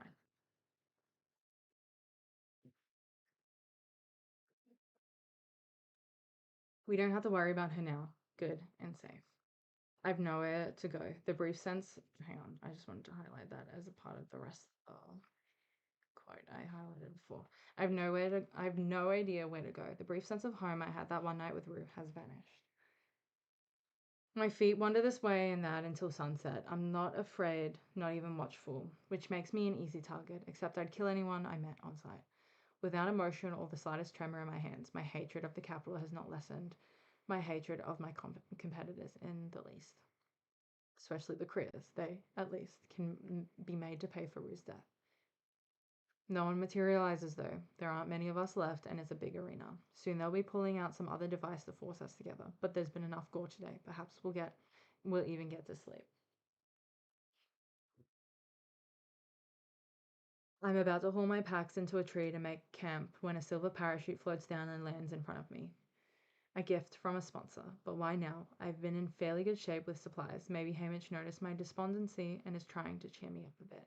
Or could it be something to help my ear? I open the parachute and find a small loaf of bread.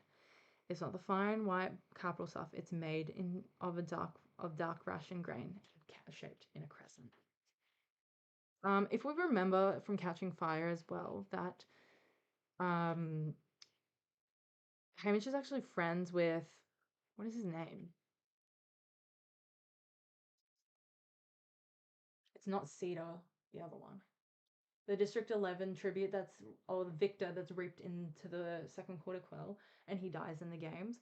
He is friends with Hamish. He's like a drinking buddy to Hamish. And I suspect Hamish worked with the District 11 mentor, and seeing as they were friends, there would have been other Victors, obviously, that he worked with, but this in particular, he had a relationship with this guy, and they likely decided together that this was a good time to show like an act of rebellion. Um, which is also likely why he was reaped into the Hunger Games because he was this Victor is so willing to work with other districts like Hamish who's like a pariah as Victors. He's an example for all the Victors. And befriending him is like a death sentence. So they reap this District 11 Victor into the Quarter Quell because he's so willing to do this act of rebellion. Sprinkled with seeds, I flash back to Peter's lesson on the various district breads in the training center. This bread came from District 11. Cautiously lift the still warm loaf. What must have cost the people of District 11 who can't even feed themselves?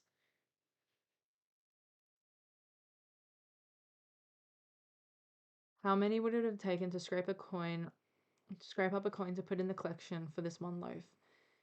It had been meant for Rue, surely, but instead of pulling the gift when she died, they authorized Hamish to give it to me as a thank you, or because they like me. They don't like to, because like me, they don't like to let debts go unpaid. For whatever reason, this is a first. A district gift to a tribute who's not your own.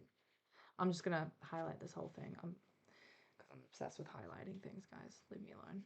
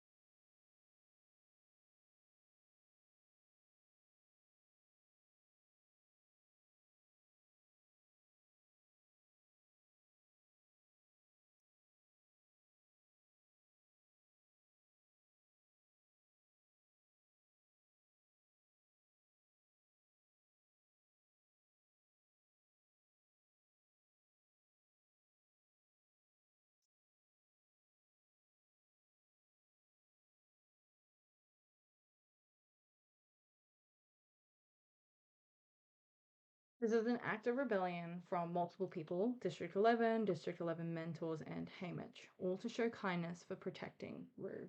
It's likely that Hamish let it through as well because he knew he experienced the same thing with multiple tributes in his own games. I lift my face and step into the falling rays of light. My thanks to the people of District 11. I wonder if they actually showed that. I say, I want to know them where it I want them to know I know where it came from. That the full value of their gift has been recognized.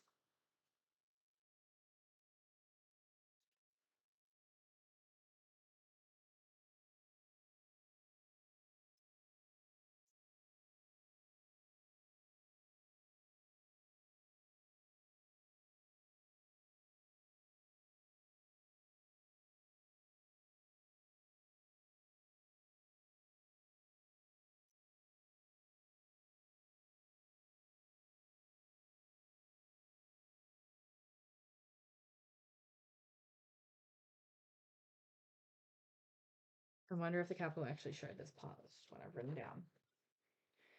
I climb dangerously high into a tree, not for safety, but to get as far away from today as I can. My sleeping bag is rolled neatly in Rue's pack. Tomorrow I'll sort through the supplies. Tomorrow I'll make a new plan. But tonight, all I can do is strap myself in and take tiny bites of the bread. It's good. It tastes of home.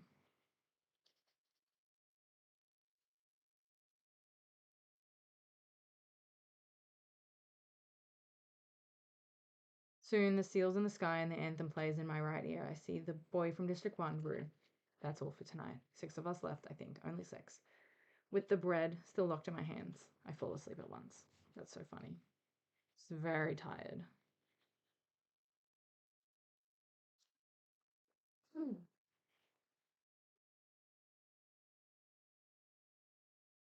Couple pages left of this chapter, guys.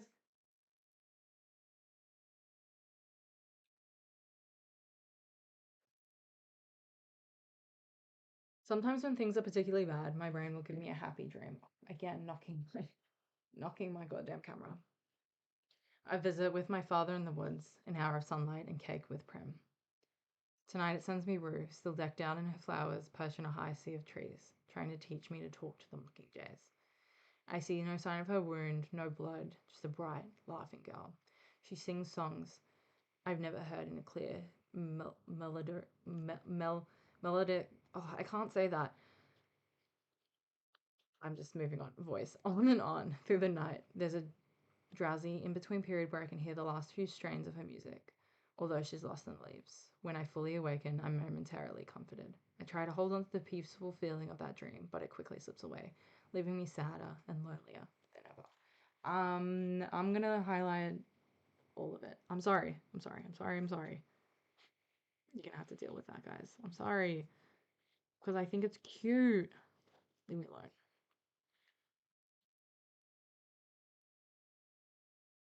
I like it. I think it's impactful. I think it's important.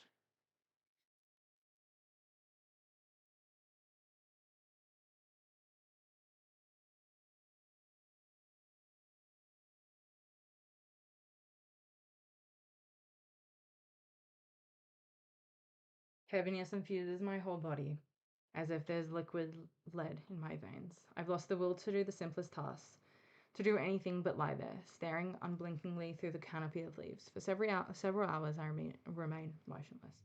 As usual, it's the thought of Prim's anxious face as she watches me on the screens back home that breaks me from lethargy. I give myself a series of simple commands to follow, like now you have to sit up, Katniss. Now you have to drink water, Katniss. I act on the orders with slow robotic motions. Now you have to set the packs, Katniss. Ruth Pack holds my sleeping bag, her neatly empty water skin, a handful of nuts and roots, a bit of rabbit, her extra socks, and her slingshot.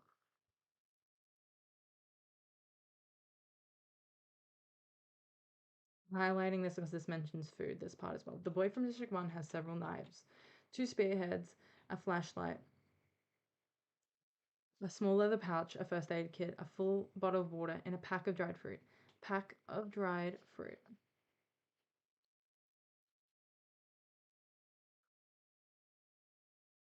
Of all the things he might have chosen from, to me, this is a sign of extreme arrogance. I'm highlighting this part because, once again, it's about food.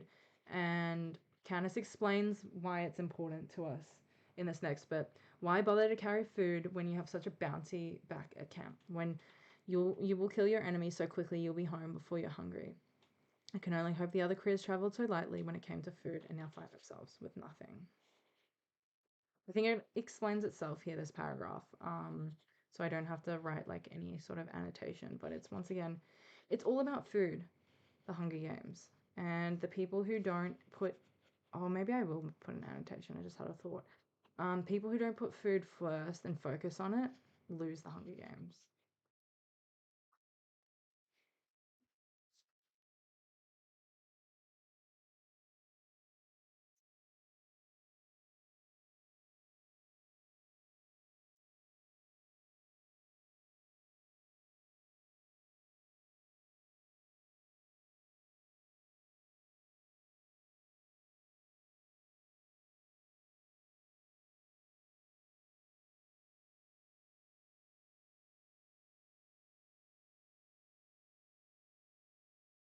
Oh, hang on.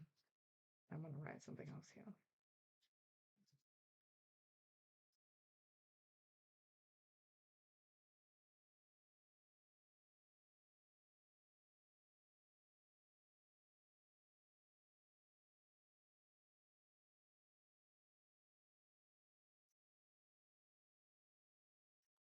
Tributes who don't focus on food as a part of their survival lose the Hunger Games. Speaking of which, my own supply is running low. I finished off the loaf in District 11 and the last of the rabbit. How quickly the food disappears. All I have left are Rue's roots and nuts, boys' dried fruit, and one strip of beef. Now you have to hunt, Katniss, I tell myself.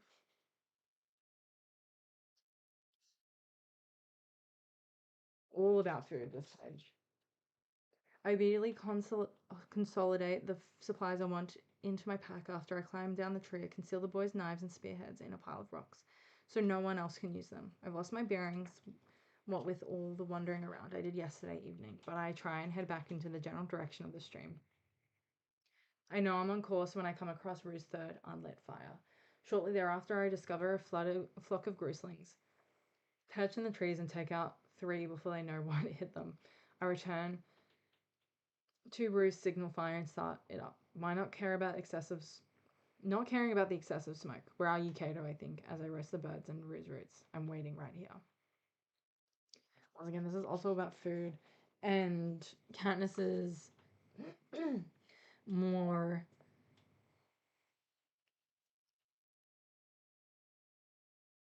She's slowly being less careful now,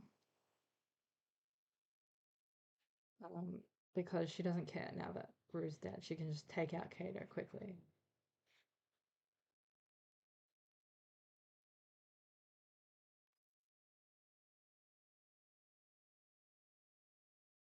Just writing down that Katniss is ready to fight.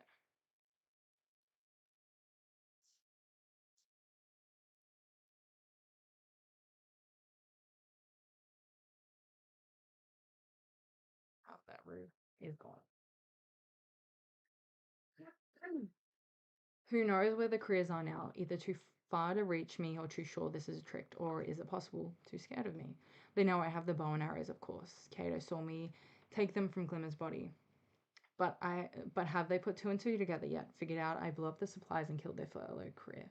Possibly they think Thresh did this. Wouldn't he be more likely to avenge Rue's death than I would? Being from the same district, not that he ever took any interest in her. Well, that's an assumption, Katniss. And what about Foxface? Did she hang around to watch me blow up the supplies? No. When I caught her laughing in the ashes the next morning, it was as if someone had given her a lovely surprise. I doubt they think Peter has lit this signal fire. Cato is sure he's as good as dead. I find myself wishing I could tell Peter about the flowers I put on Rue. That I now understand what he was trying to say on the roof. Perhaps if he wins the games, he'll see me on Victor's night when they replay the highlights of of the games on a screen over the stage where we did our interviews. The winner sits in a place of honor on the platform surrounded by their support crew. Also, how the games work. So I'm highlighting this.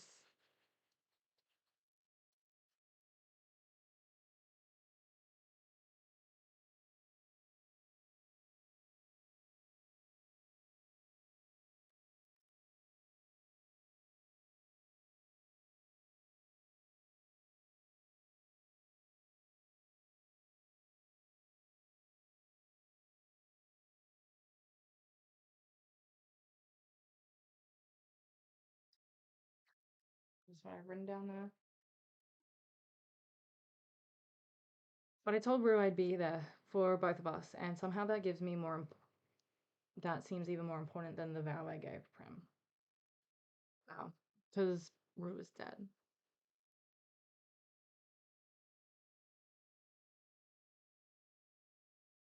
I really think I stand a chance of doing it now, winning. It's not just the arrows or outsmarting the careers a few times, although those things have helped. Something happened when I was holding Rue's hand, watching the life drain out of her. Now I'm determined to avenge her, to make her loss unforgettable. And I can only do that by winning and thereby making myself unforgettable.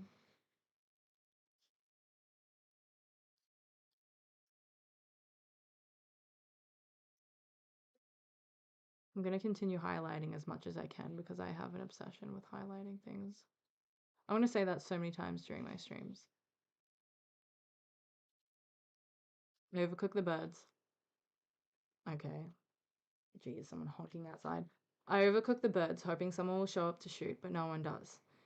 Maybe the other tributes are out there beating one another are senseless, which would be fine. Ever since the bloodbath, I've been featured on the screens more than I care. Eventually, I wrap up my food and go back to the stream to replenish my water and gather some supplies. But the heaviness from the morning drapes back over me, and even though it's only early evening, I climb a tree and settle in for the night. My brain begins to replay the events from yesterday. I keep seeing Rue speared, my arrow piercing the boy's neck. I don't know why I should even care about the boy. Then I realize he was my first kill.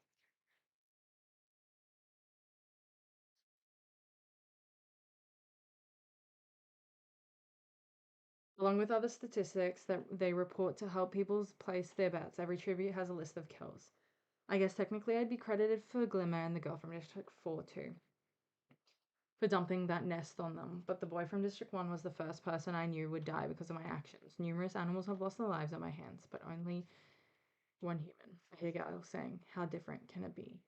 Really. Amazingly similar in the execution. A bow pulled, an arrow shot, entirely different in the aftermath. I killed a boy whose name I don't even know. Somewhere his family is weeping for him. His friends call for my blood. Maybe he had a girlfriend who really believed he would come back.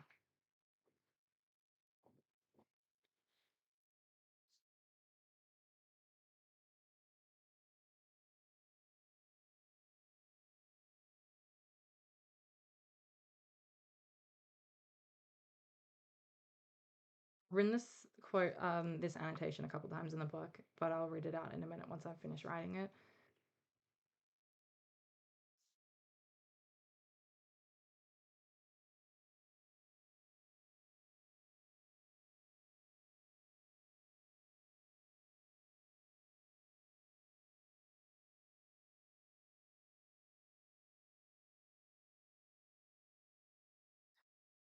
Katniss only really kills directly in defense, but here it becomes personal. So it's a little different now. But then I think of Rue's still body and I'm able to banish the boy from my mind, at least for now. It's been an uneventful day. According to the sky, no deaths. I wonder how long we'll get until the next catastrophe drives us back together. If it's going to be tonight, I want to get some sleep first. I cover my good ear to block out the strains of the anthem. But then I hear the trumpets and sit straight up in anticipation. For the most part, the only communication the tributes get from outside the arena is the nightly death toll. But occasionally there will be trumpets followed by an announcement, usually. This will be a call to a feast. When food is scarce, the game makers will invite the players to a banquet, somewhere known to all like the cornucopia. And in inducement to gather and fight. Sometimes there's a feast and sometimes there's nothing but a loaf of stale bread for the tributes to compete for. I wouldn't go in for the food, but this is an ideal time to take out a few competitors. I'm gonna highlight this whole paragraph because it's how the games work. I'm sorry, guys. I just gotta highlight everything. You know, Susan Collins' world building is amazing.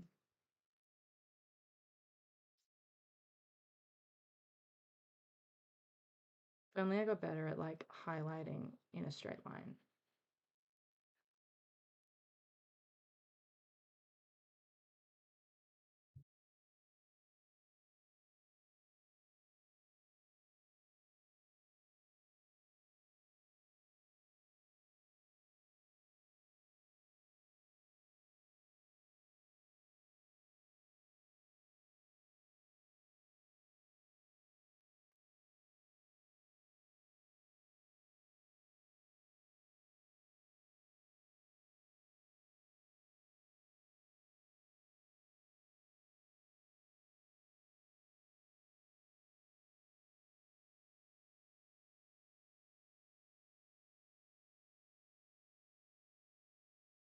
And what I've written here is just lots of aspects go into creating entertainment in the games.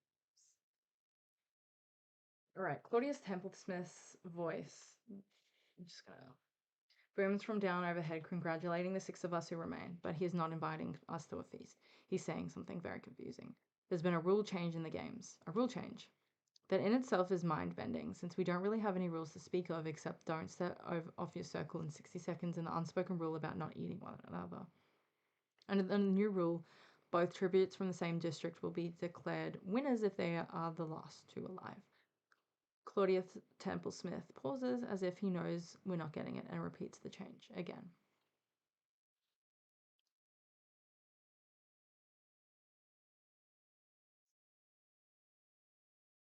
Yeah.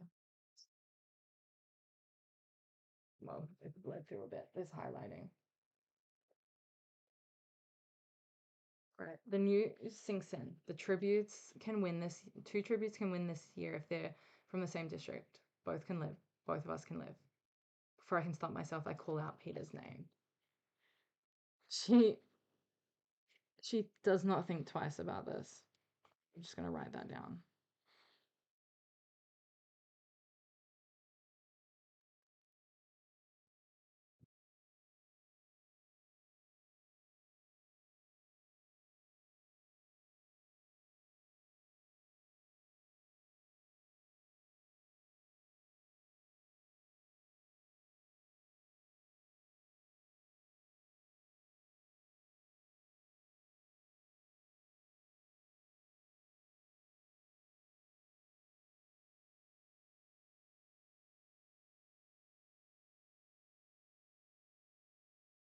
And what I'm saying here is Katniss does not think twice about how good this rule change is.